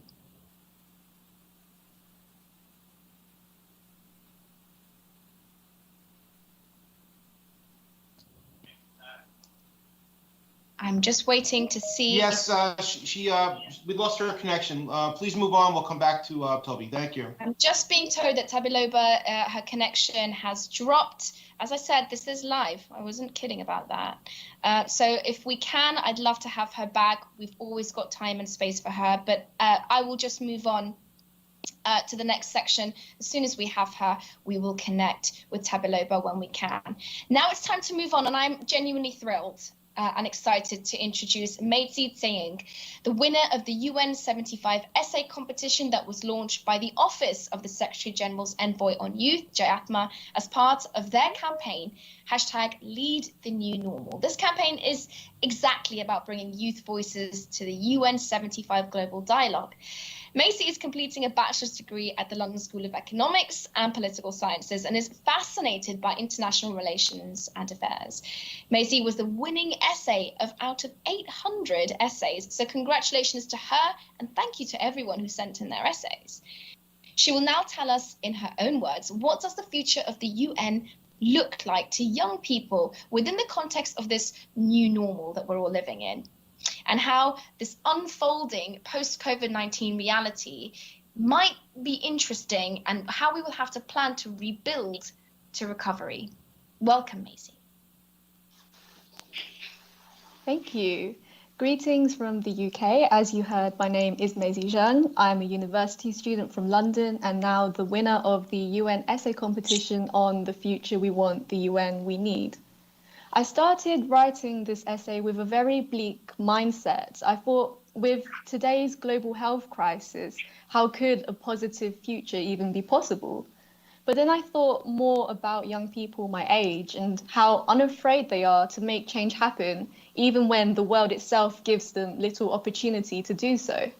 Because instead, young people create these opportunities themselves, whether that be staging protests, creating online movements, or speaking up on social media. They can and will make change happen because they dare to believe that a better future is possible. And it's this fearless optimism that makes the youth today so powerful.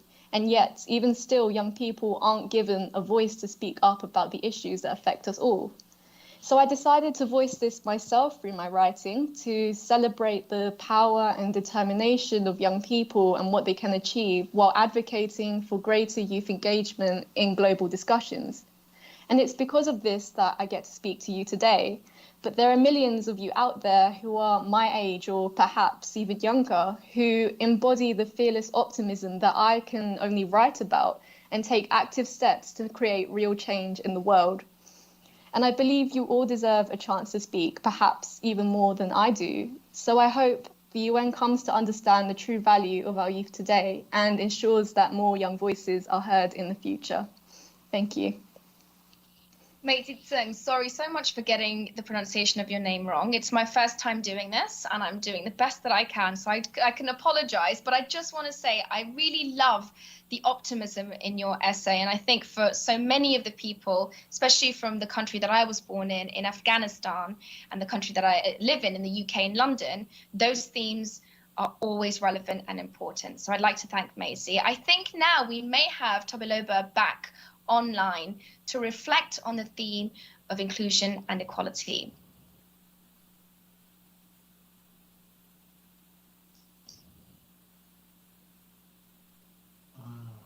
Tobiloba, do we have you? I really hope that she's able to contribute.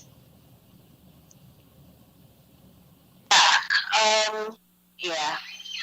This kind of happens when you're trying to get on the internet from an African country sometimes.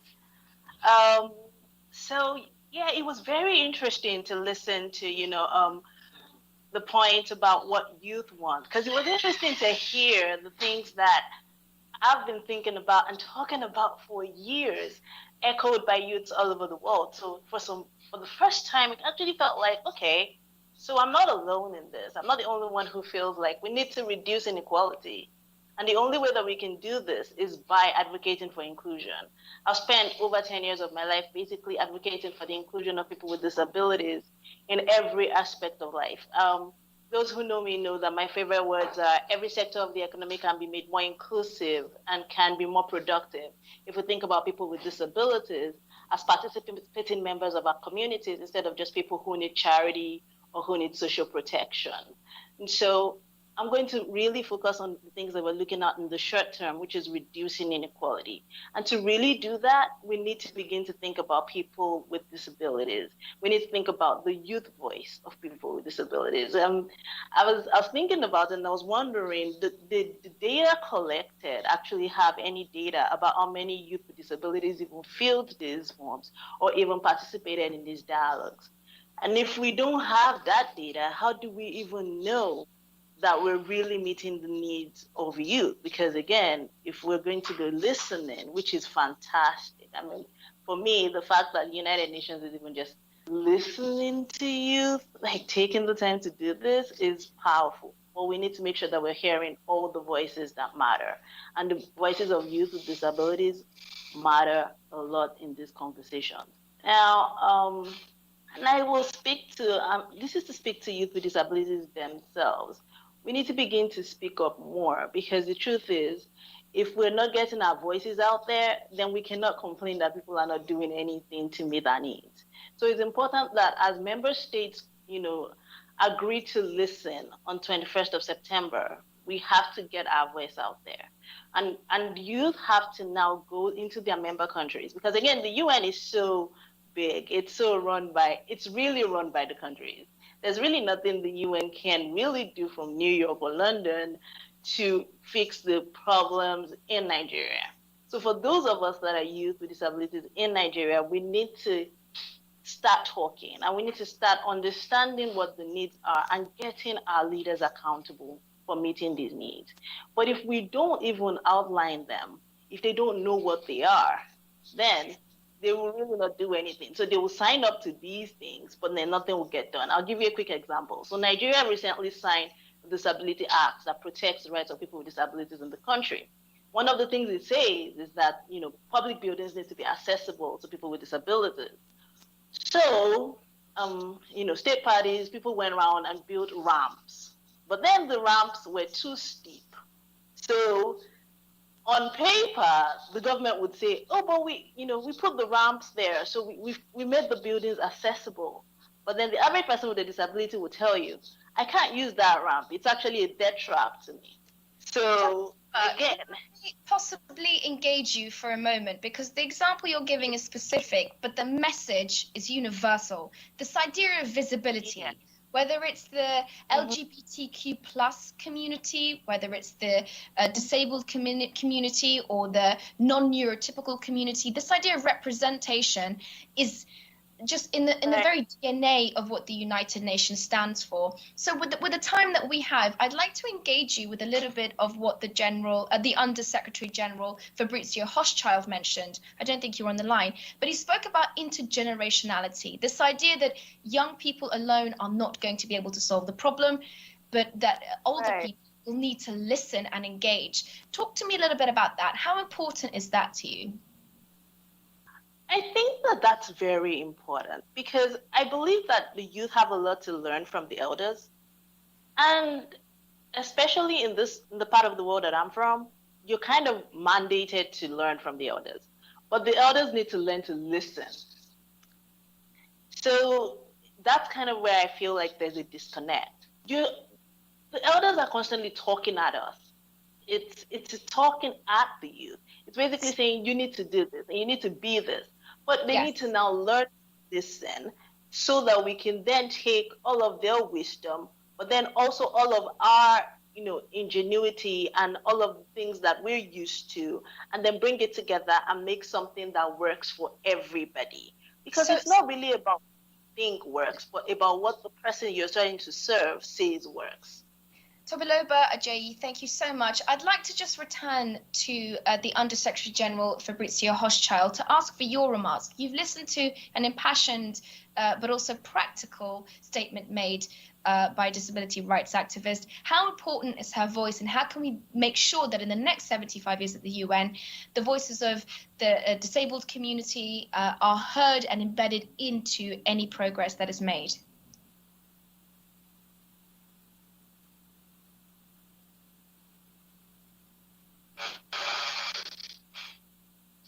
Under-Secretary, if you would comment perhaps with your camera on as well, that would be brilliant. I'm just waiting for the Under-Secretary to come online. Please stand by, thank you.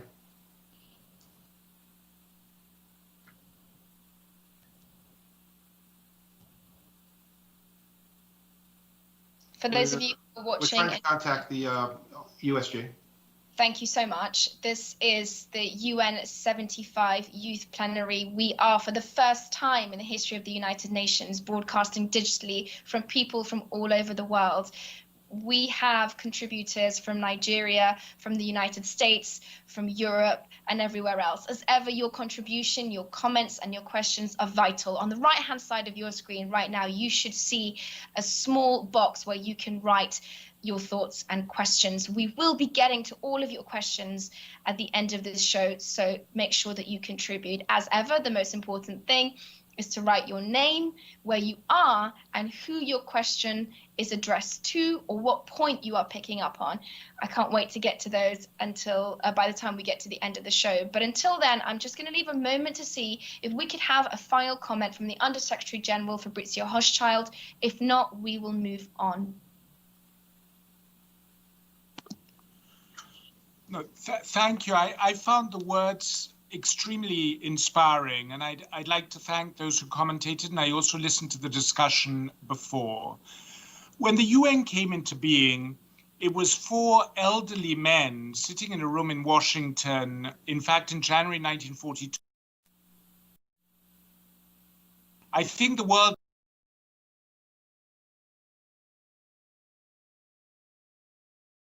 make change happen. As we've seen from so many moments, it's people out on the streets, it's you, and we have to work together to bring about change. So turning around a bureaucracy that has become quite entrenched in its ways in 75 years is no small task. But from the very top, the Secretary General is very committed to bringing in more youth voices. And I'm sure working together in the years ahead, we can make that happen. So let's work together to shape the United Nations to make sure it better reflects your aspirations. Under-Secretary General Fabrizio Hochschild, activist Tabiloba Ajayi, and our wonderful essayist Maysit Seng, I thank you so much for your contribution to our plenary. Thank you very much. Okay, that is it from this section of the plenary so far. There's just enough time for me to let you know that in the next session, we have some astonishing contributions that are going to be made, which is that we're going to be looking at how young people are collaborating with the UN at a country level. And in this session, I'm going to move on and leave you in the very capable hands of Thomas Furfaro, who is a peace builder from Argentina with 8 years of experience working in peace education.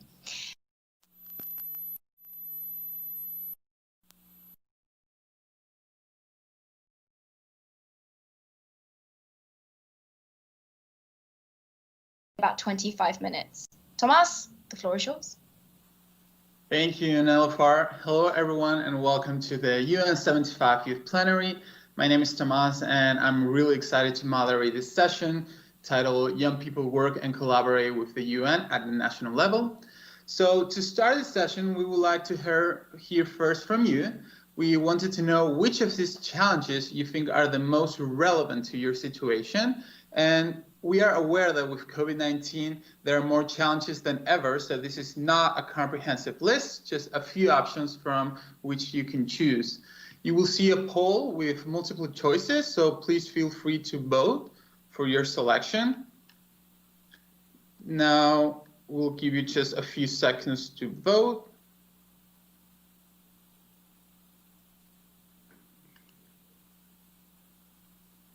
Okay.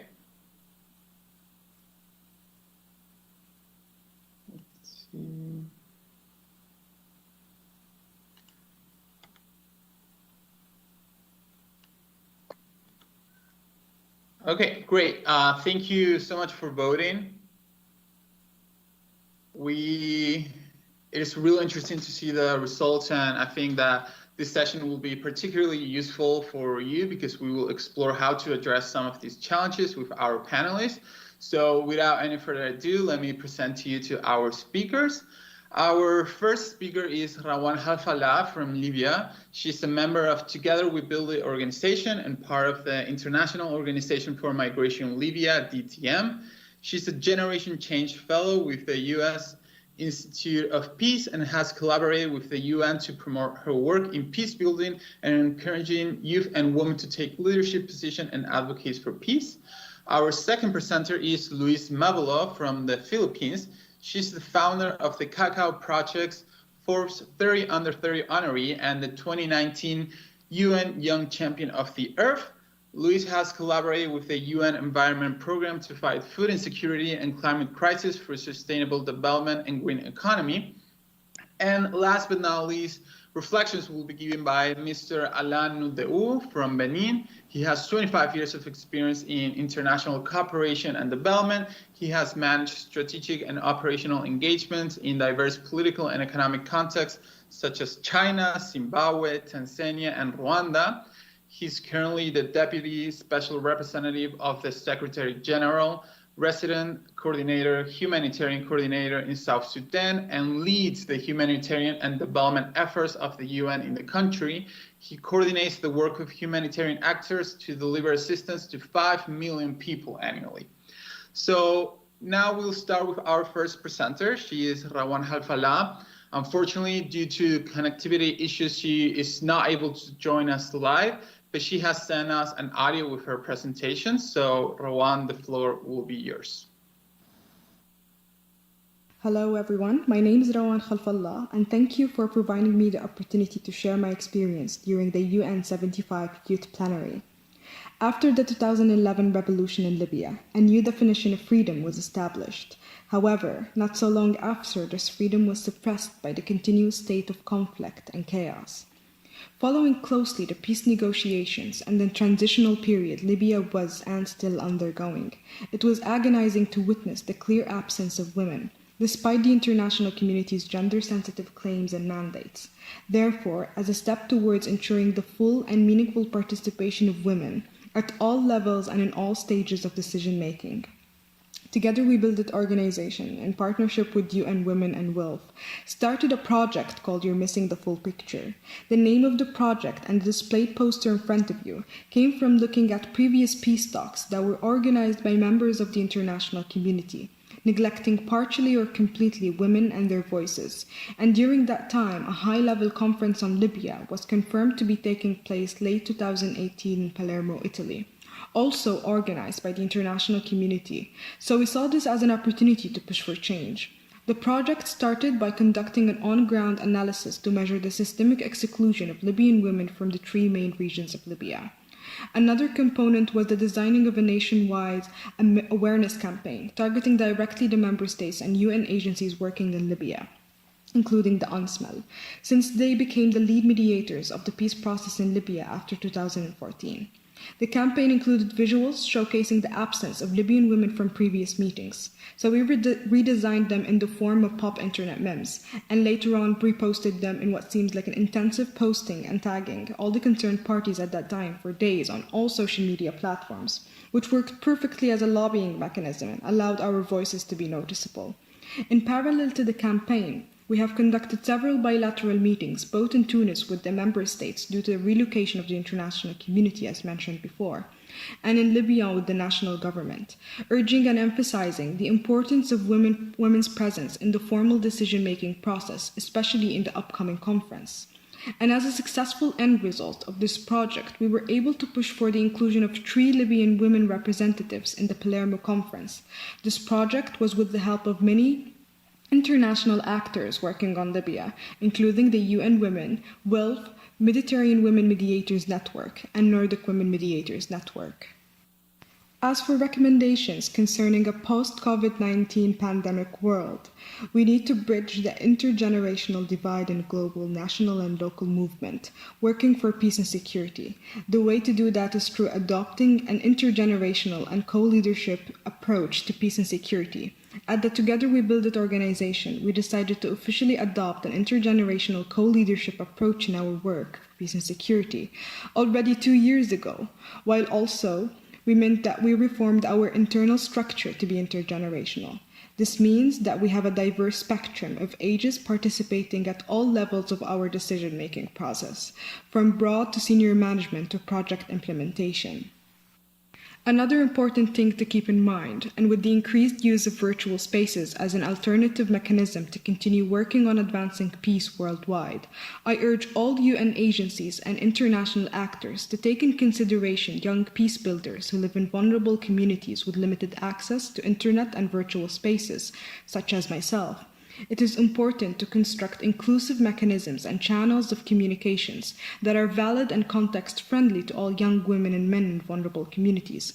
Examples can include providing an offline access to resources and training opportunities, and including an offline or pre-recorded statements during live virtual events.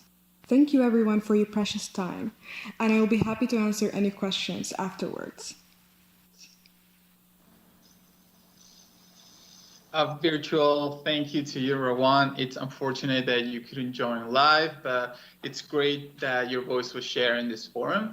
And okay, now I would like to give the floor to Louise Mabulo.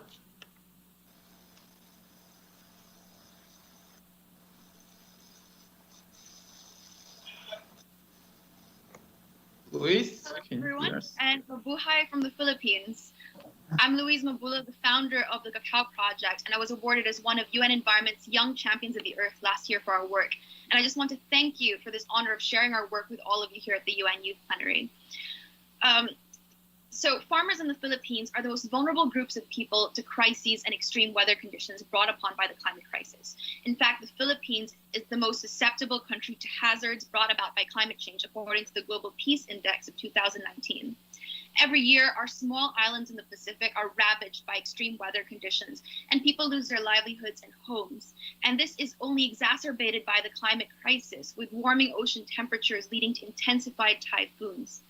We at the Cacao Project are working against the clock to build back better and create resilient livelihoods that benefit both people and planet. With the Cacao Project, we work with smallholder farmers to train on regenerative agriculture and distribute seedlings that are resilient and better suited to our weather conditions. We practice agroforestry and equip farmers to be better positioned for sustainable success.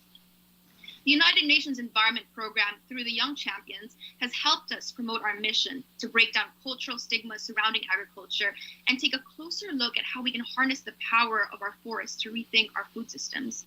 The UN has aided us in our journey to transform our times of crisis into an opportunity to bring our vision of the world into tangible reality, working with over 200 farmers and reforesting over 85 hectares of land.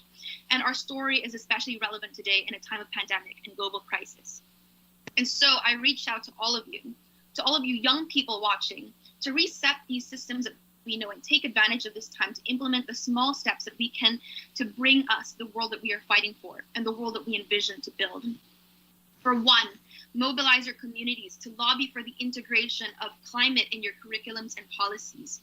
Organize impact assessments and hold your leaders accountable for their climate commitments. Push for the preservation of our ecosystems and immediate implementation of sustainable solutions, because there's no time to waste. Second, take on an active role in building sustainable solutions within your community, whether that means supporting local smallholder farmers or buying directly from the source to mitigate waste, and organizing tree planting activities with local youth, or participating in policy guidances and reaching out to community members and leaders about these issues. And start taking tangible steps and actions that bring us closer to our goal of preserving and replenishing our nature. Become active stewards of creation and take responsibility for our future. No action is too small in the grand scheme of saving the human race. And we often read about heroes and young revolutionaries in stories and movies these days. But the truth is, real heroes look like you and me if we dare to act now in this race against time. Thank you, Louise. Thank you everyone for voting on the challenges that you are facing. Before we hear from you, which recommendations you can implement in your own context, I will give the floor to Mr.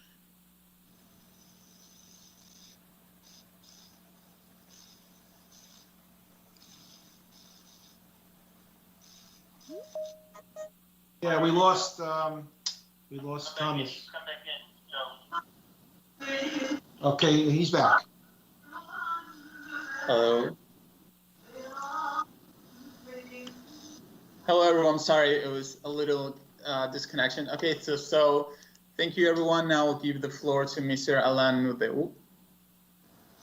Well, thank you very much, moderator, and thank you, Jayatma, for the invitations. Always a pleasure to engage with the young people. I listened with a lot of interest to the presentations by Rawan and also by Louise, and I am convinced, and I want to reiterate that our ability to address global challenges in the world, such as COVID-19, climate change, and the impact of conflict will depend greatly on how effective we are to engage with the youth. Furthermore, I'm also convinced that your participation as young people in policy dialogue at all levels will be important to achieve national development aspiration in your country, but also globally to achieving the SDGs. Let me take example of Louise, who through the Cacao project in the Philippines, she has promoted innovations to find a solution to address a climate change problem by using climate resilient cocoa. But at the same time, what has resulted out of that innovation is that farmers' income were boosted, was increased. So this is a clear illustration of the young people innovating to build resilience and to improve livelihood in their own communities. Now here in South Sudan, where I am, where 70% of the population is below the age of 30, I have regularly engaged with the youth virtually recently to look at ways to really deal with the impact COVID-19 here in the country, in addition to what we are doing on the health response side. Now we now look at the youth through the network and social media presence to help change behavior, to protect the elderly and the vulnerable people, and to reduce stigmatizations around COVID-19 in their own community. But this excellent work that the youth is doing in South Sudan and what Louise has explained in her presentations will not mean much if they are not able to operate in a peaceful and secure environment. That is why the presentation by Rawan is so important. Through the We Build program that she explained in Libya, she plays an active role to build peace by advocating for women's political participation and raising awareness against harmful gender norms such as gender-based violence. She's doing two very important things. She's creating a conducive space for women to participate, but at the same time, she's also making sure that she's contributing to peace in her country in Libya. Now, let me just be very short by make some concluding remark here. Through the presentation that we hear from both Louise and also Rawan, and also the experience that I have here in South Sudan, we are reminded that the youth continue to face immense, enormous challenges, especially the young people who usually are affected the most. COVID-19 is adding extra burden to the youth, especially with increasing cases of GBV and SCA and school children dropping out of school before they even have the chance to learn something that they can actually build their life upon. At the same time, you, the young people, are the agent of change. You can lead by innovation. You can use your entrepreneurial mind to find solutions to many of the problems we are facing, both locally but also at the global level. Today, you represent a very sizable segment of the global populations, especially the developing country. I understand that there are 1.8 billion young people in the world, the largest young population ever, with close to 90% of you living in developing country. Now, let me say this. We all need to work very hard to ensure effective youth participation if the global community is to benefit from these sizable assets that you represent in our global quest to achieve development around the world. So for us at the United Nations, we must continue to collaborate closely with all of you. And for me, at the country level, from the United Nations, my commitment is to involve the youth as a special stakeholder group in the preparation of and the implementations of important planning document and planning tool, such as the UN cooperation framework that we use to really frame our engagement between the United Nations and the country that we work. I will stop there and thank you again for your attention and for inviting me, and look forward to your deliberations. Thank you, moderator. I pass the floor back to you. Thank you, Allan, for your remark. It is always very helpful to engage in intergenerational dialogues in these types of sessions, and it is key to ensuring that youth collaboration with the UN is systematic and sustainable. Okay, so now we have the results from the first poll that you have voted. Without surprise, the number one is lack of security, 45%. Then up close is climate change, which is one of the topics that we know are is one of the most challenging for young people with 31%. And then the last one is lack of partnership with 19%. And now that our speakers have provided concrete suggestions and recommendations, we want to hear from you again.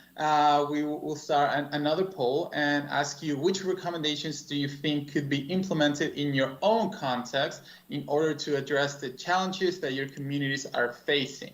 So again, you'll see a little poll and we'll give you a couple of seconds to vote.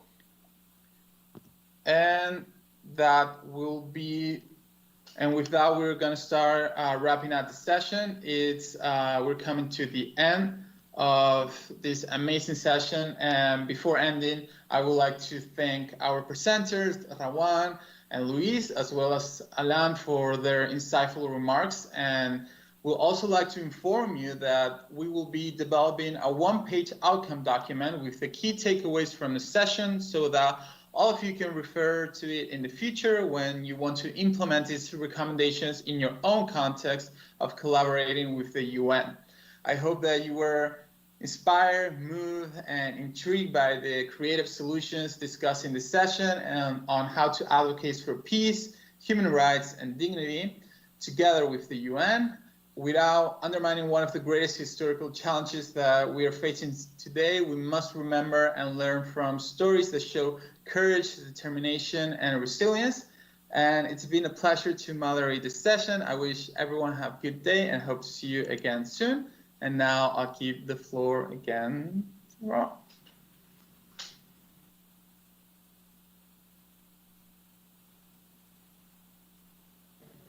Nell, turn on your mic, please, Nell. Nell, thanks.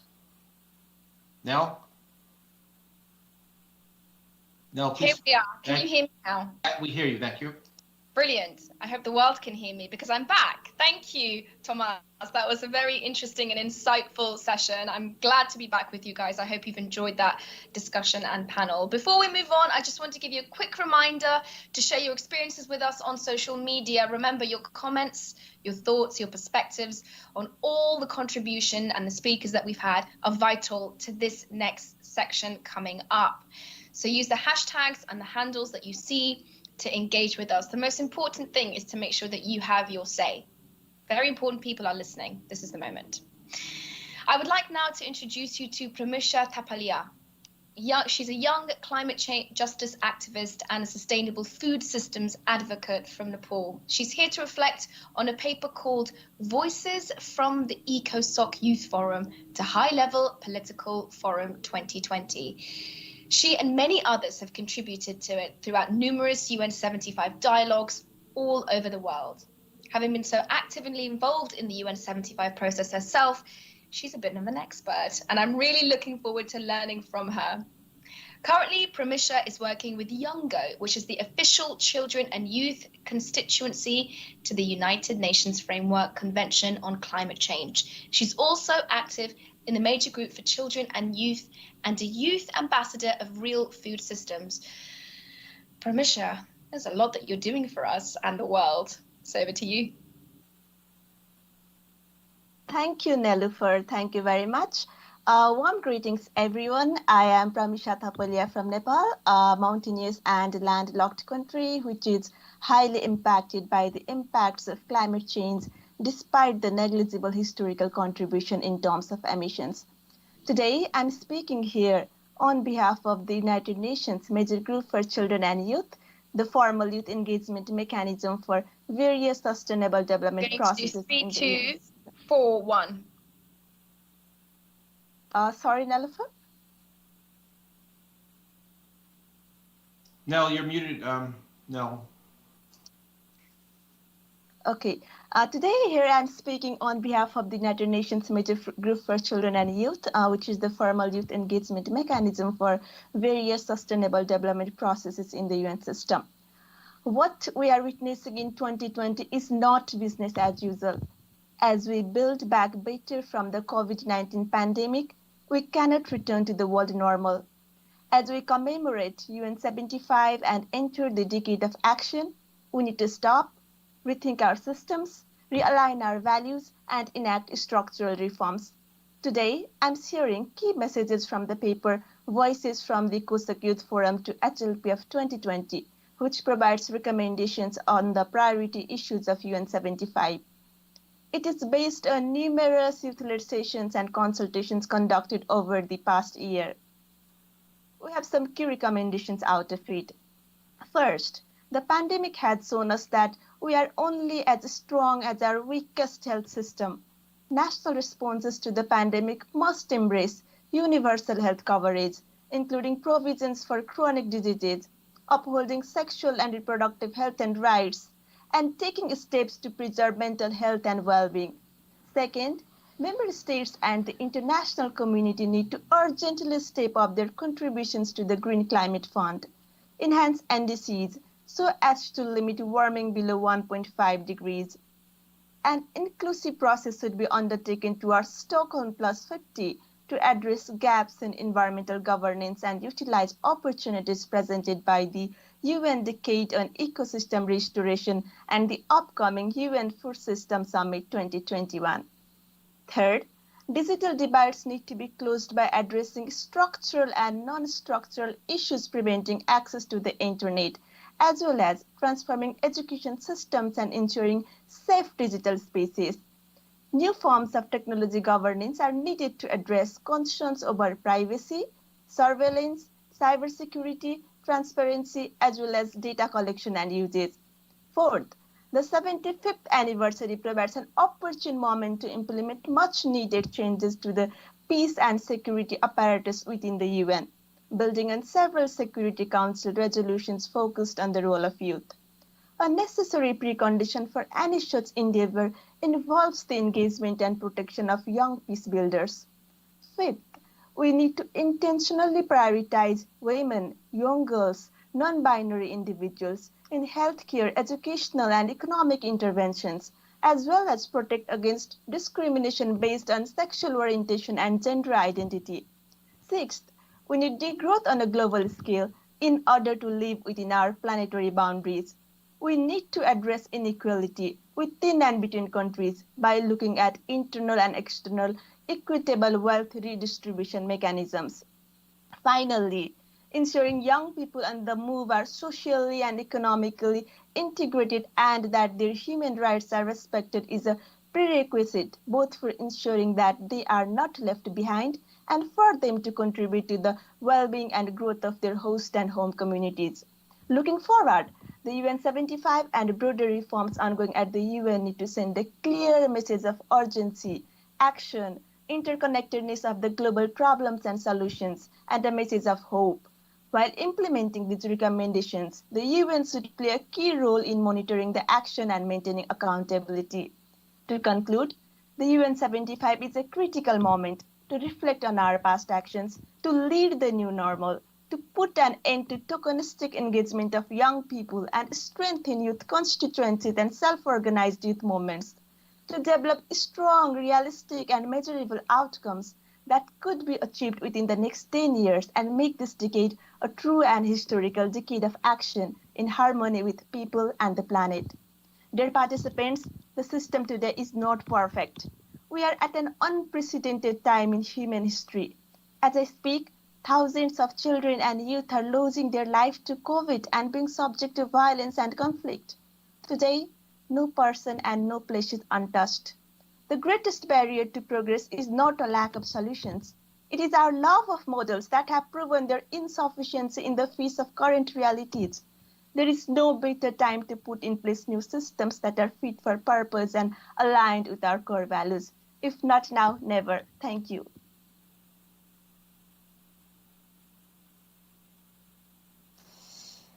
Nell, your mic is off. Nell, turn on your microphone, please.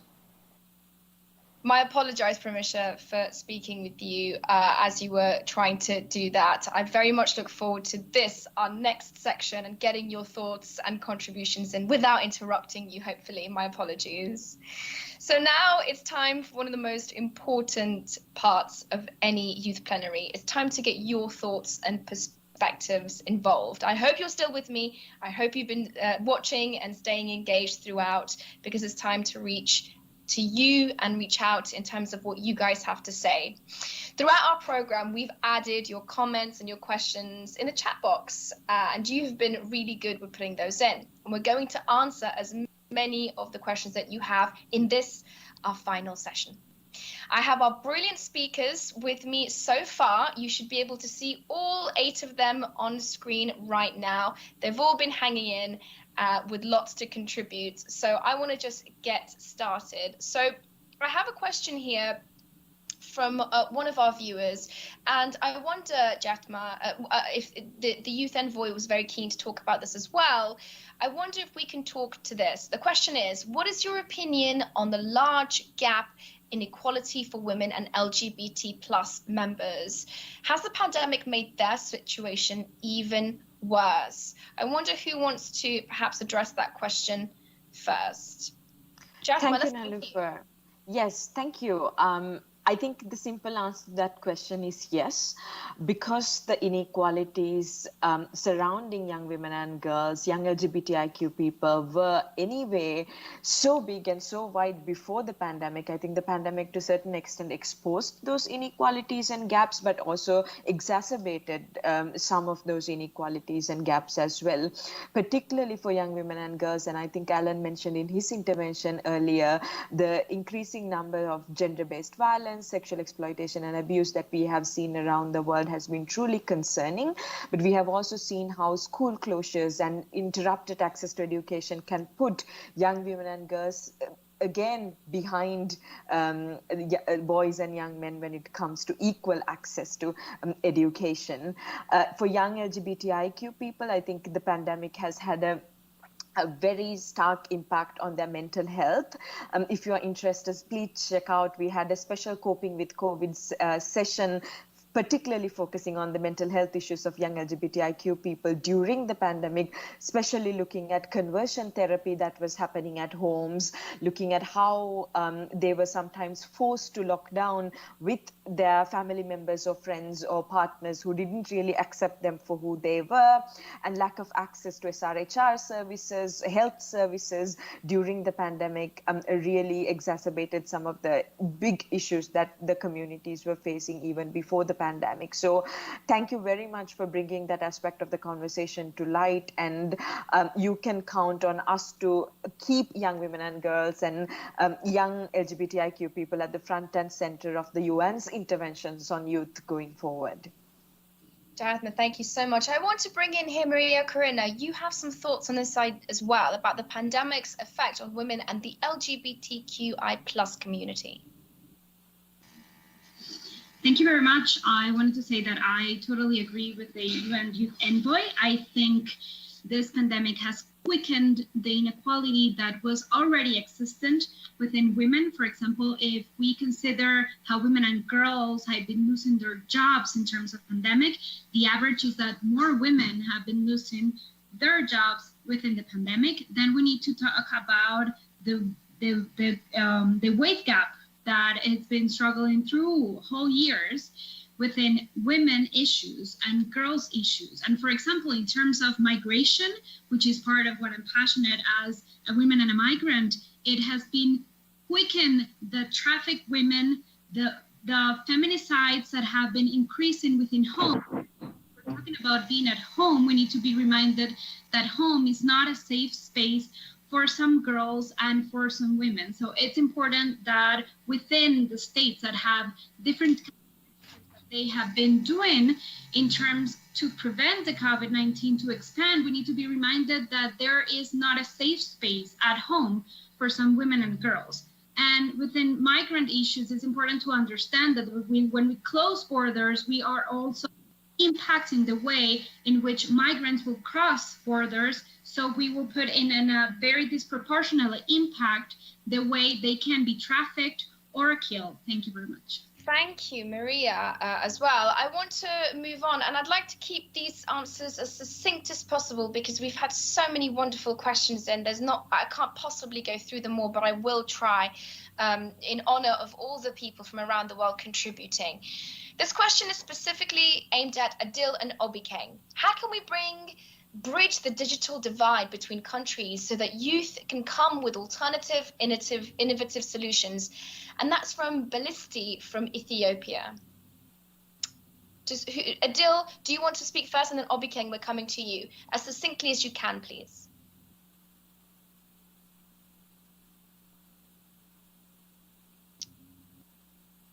Obikeng? I don't think either are here. We have him.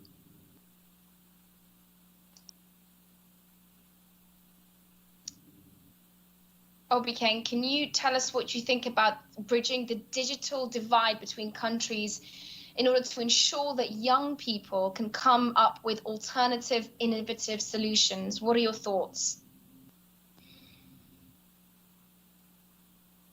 Who else wants to have a say about this? Felix, do you want to come in on that thought? Because we were speaking earlier about how those of us in the developed world have perhaps easier access in order for our voices to be heard, but that also places a burden of responsibility on each and every one of us with such privileges to make sure that our colleagues, friends, and activists around the world, their voices are amplified sometimes through us. We're looking at situations within the Black Lives Matter movement over in the United States and spreading across the world, this idea that we all need to come together to amplify the social justice messages and missions that we have. What do you think about that?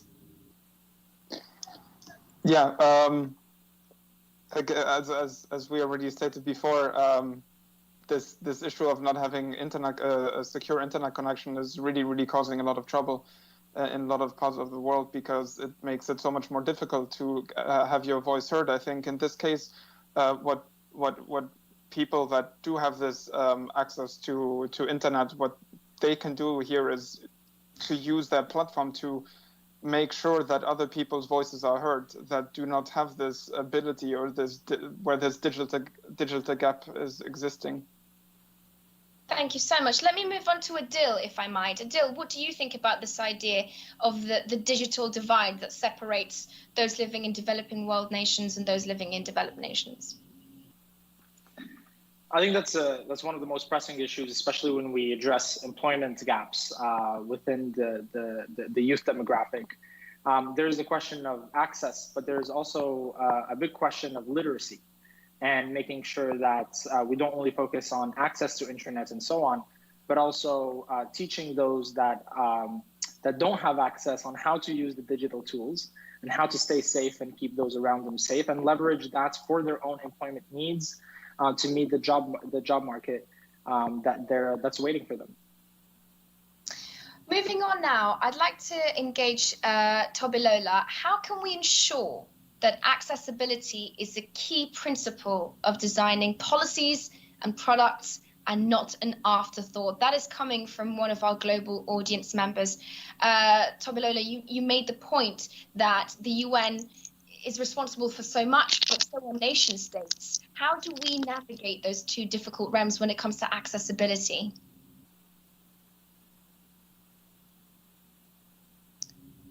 I'm wondering if Tobilola's internet connection might be a little hard to reach. Louise, what do you think about this idea that we need to make sure that accessibility is not just an afterthought, it is at the forefront of any activism, be it climate change, social justice, or anything else?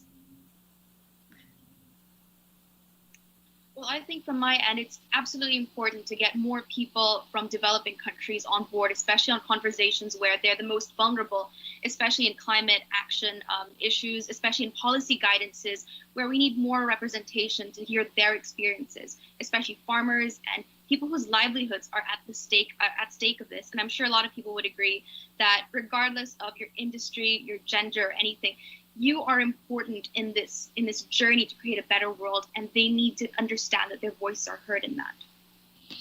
Very good. Thank you so much. I'd like to now bring our two other friends who are paying attention. And this one is to Rawan, but I'd like to bring in other of our speakers as well. What can and should the UN do to protect young peace builders who are facing threats and danger? Tomas, do you want to talk to us first, and then we'll see who else we can get?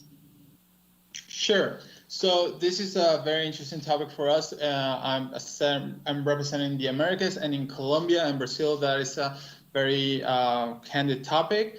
I think that the UN has to put pressure on governments to make sure that they're accountable with their citizens, and making sure that their own law enforcement, police and military are respecting human rights for their citizens.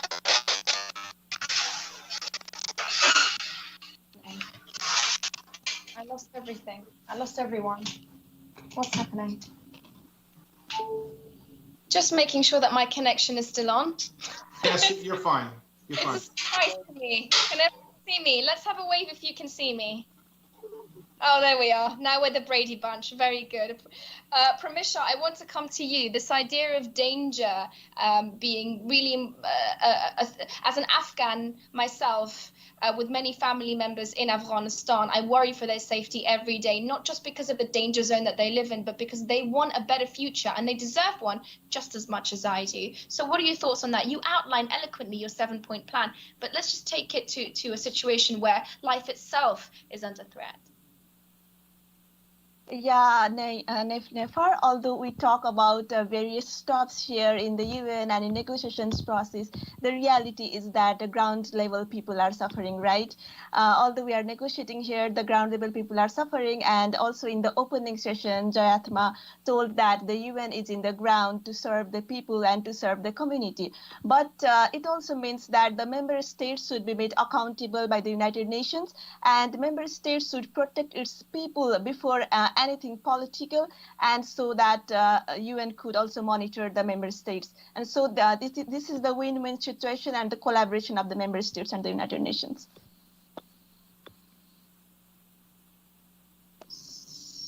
So I wonder if I can get Jayathma's thoughts on all of the comments and questions we've had so far. Thomas made a really good point. Louise made a really salient point that young people now have as many challenges as possible. And perhaps, Jayathma, you can think to answering that with another question that's been posed to you. Do you think that the COVID-19 crisis has strengthened or weakened multilateralism and the UN?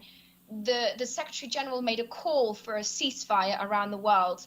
Countries, nations stood by that statement from the United Nations, but that doesn't mean the world is a safer place, especially with the crisis put on top. Thanks, Nalofer. I hope I'll get a little bit more time because I'd certainly have to add a little bit of more information to what our colleagues shared before. And on the question of accessibility and how can you make sure accessibility is not an afterthought, but is at the front and center of our work we are doing, I found it always very important to have those who are making the decisions and those who are planning processes, those who are planning events. When you have the planning committee itself as an inclusive group of people, then your outcome, either it is a policy or either it is an action plan, either it is an event like this, it becomes accessible. For me, this work, it really improved since the time I started by constantly engaging with young people living with disabilities, by constantly engaging with young LGBTIQ people, by having disability experts in my team. We could develop our own accountability system where we would have a checklist before we organize any event or any program to make sure if the work that we are doing is accessible to all young people in an equal way. So instead of thinking about the outcome and the delivery of or the product, I think we have to think of the process which leads us to those products, and making processes inclusive often leads to inclusive outcomes and outputs. So I think this applies not just to disability inclusion and accessibility, but to all aspects of the work that we've been talking today.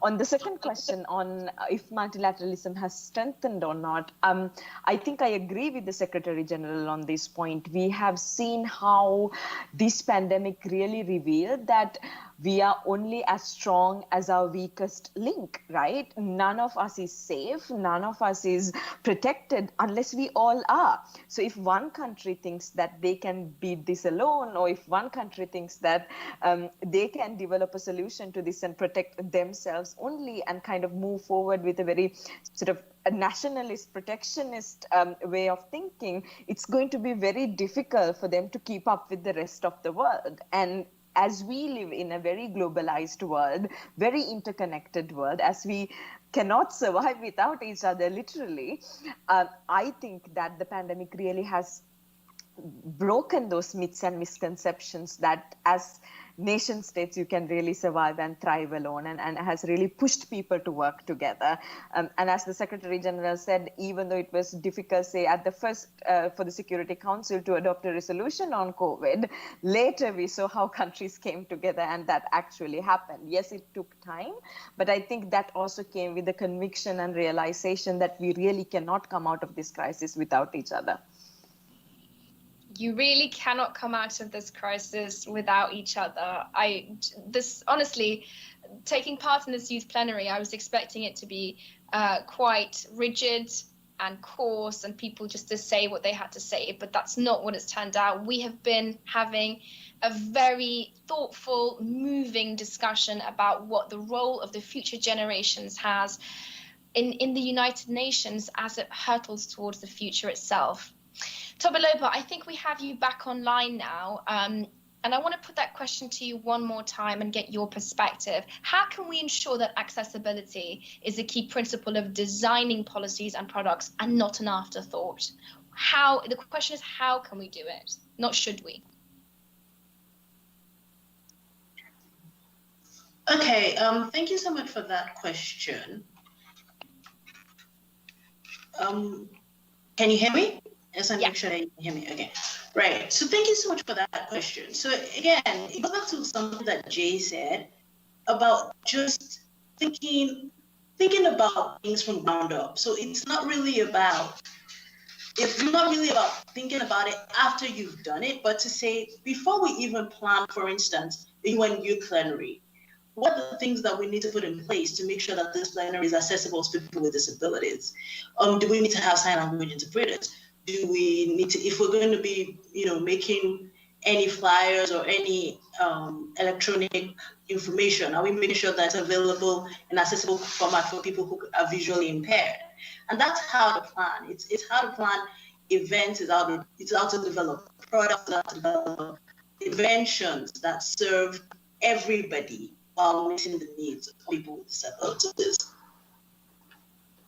Certainly. Tobiloba, thank you so much. I know that you're struggling with difficult internet connections, and absolutely it's come as being one of the most important parts of making sure the discourse at the UN, but also around the world, is had, and we need fair and equal access to the internet in order to make sure that we have this secured. And I'm grateful to you for your persistence. Thank you, Tobiloba. I want to move on now to one of the final questions that we have time for from our global audience.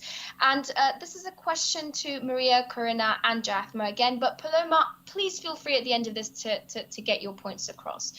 What, in your opinion, are the best ways to make the UN and multilateralism interesting to young people? And that is from Yuri, a UN youth delegate from Helsinki, and the United Nations youth delegate from Hungary. Jathma, let's come to you first. I think Adil really gave the answer in our first segment, where he said UN Charter starts with we the people. So how to make multilateralism interesting to young people is really helping them understand that this is an institution for the people, therefore for us. I'll give you an example. For an example, I sometimes get to interact with students from Model United Nations, right?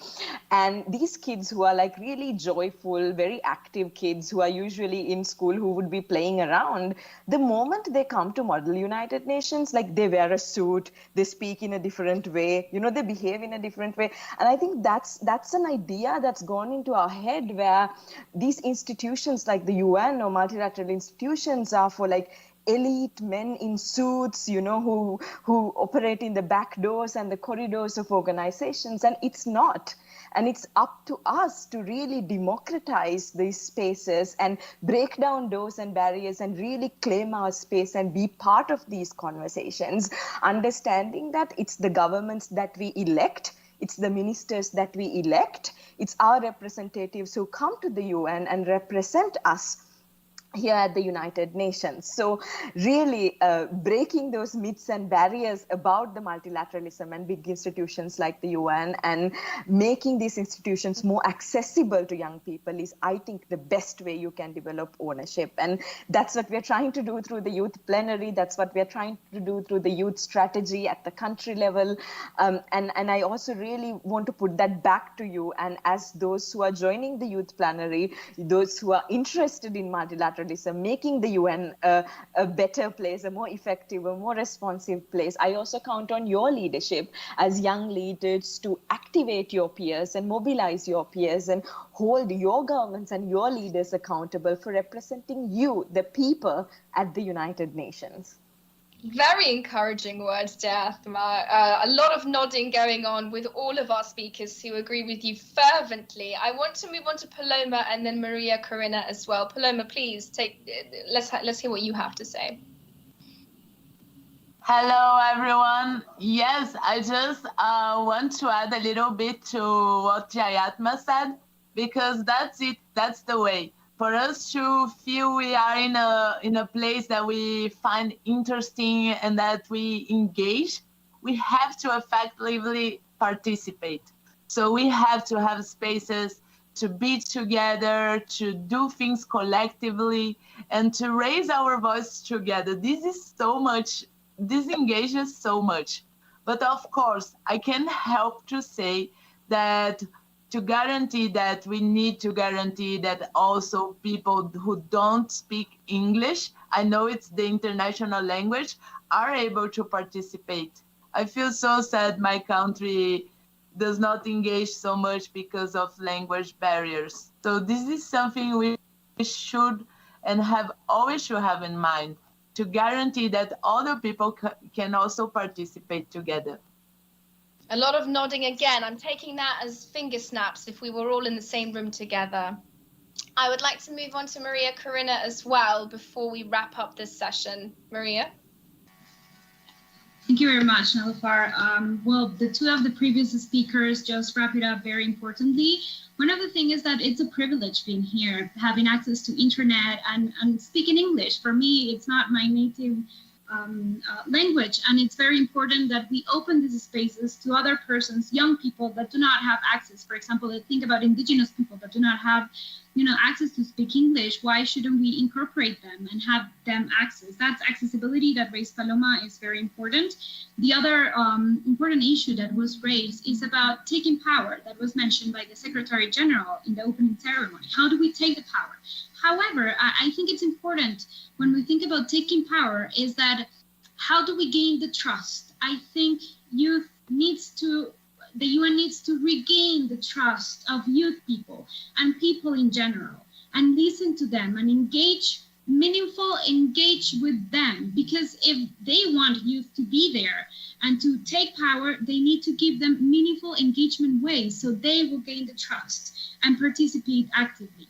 Thank you.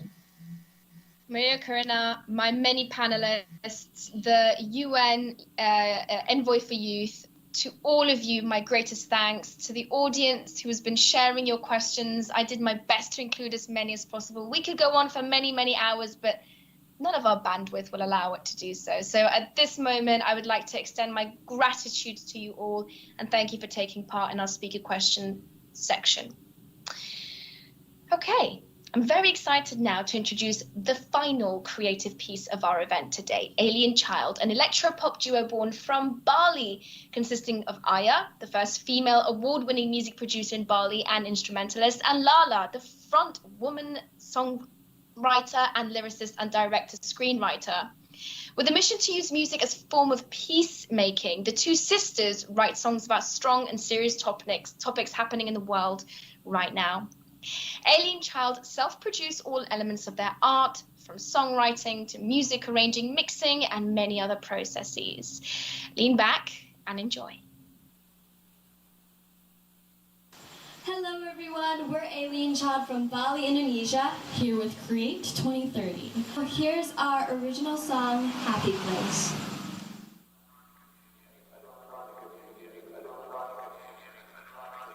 Plastic and glass won't get you space. I don't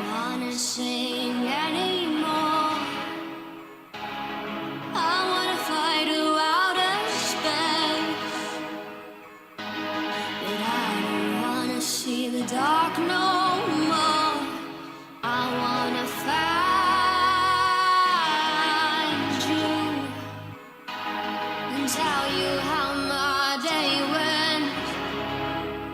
I wanna cry too. I don't know where you went. Godspeed.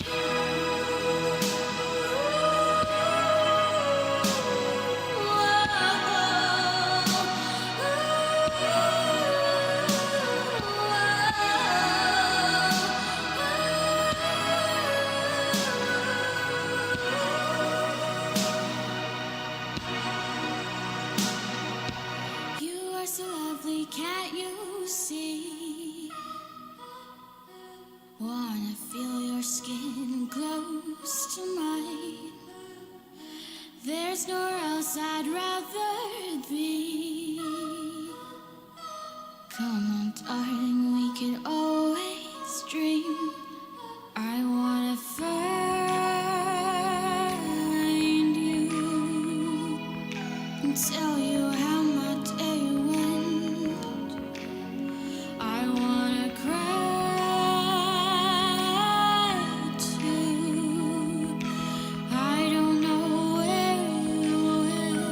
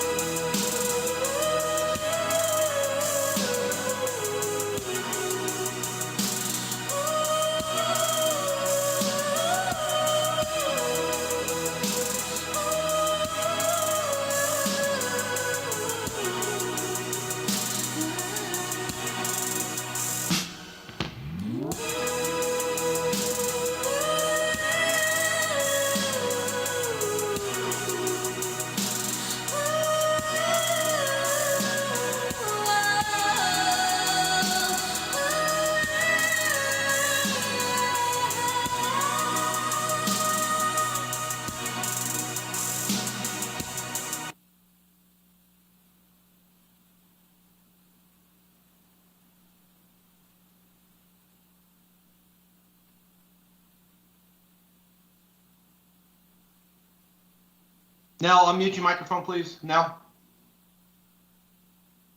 Nell. Hear me now? Yes, thank you. Thank you. Thank you, guys. I was just remarking on the uplifting, beautiful music from Alien Child there. Folks, believe it or not, that was the final piece of our programming for today. We have reached the end of the UN75 Youth Plenary, an exclusive, forward-looking, youth-driven global dialogue on the theme of the 75th anniversary of the United Nations. We've heard from so many inspiring people throughout, asking difficult and different questions, providing concrete examples and suggestions about innovation and solution for the future. It doesn't stop here, though. We have 4 young people who will address the high-level meetings of the General Assembly on the UN 75th anniversary on the 21st of September 2020, sharing a summary of the outcome of the Youth Plenary today, as well as the preparatory process leading up to it. Those young people are Nathan Metene from France, Akuswa Abudbeya Agepong from Ghana, Sharifa Nouriza from Malaysia, and N. Charles Hamilton from the Bahamas. They will use all the discussions that have taken place in the chat box that you have been contributing to and build on the main themes in their remarks.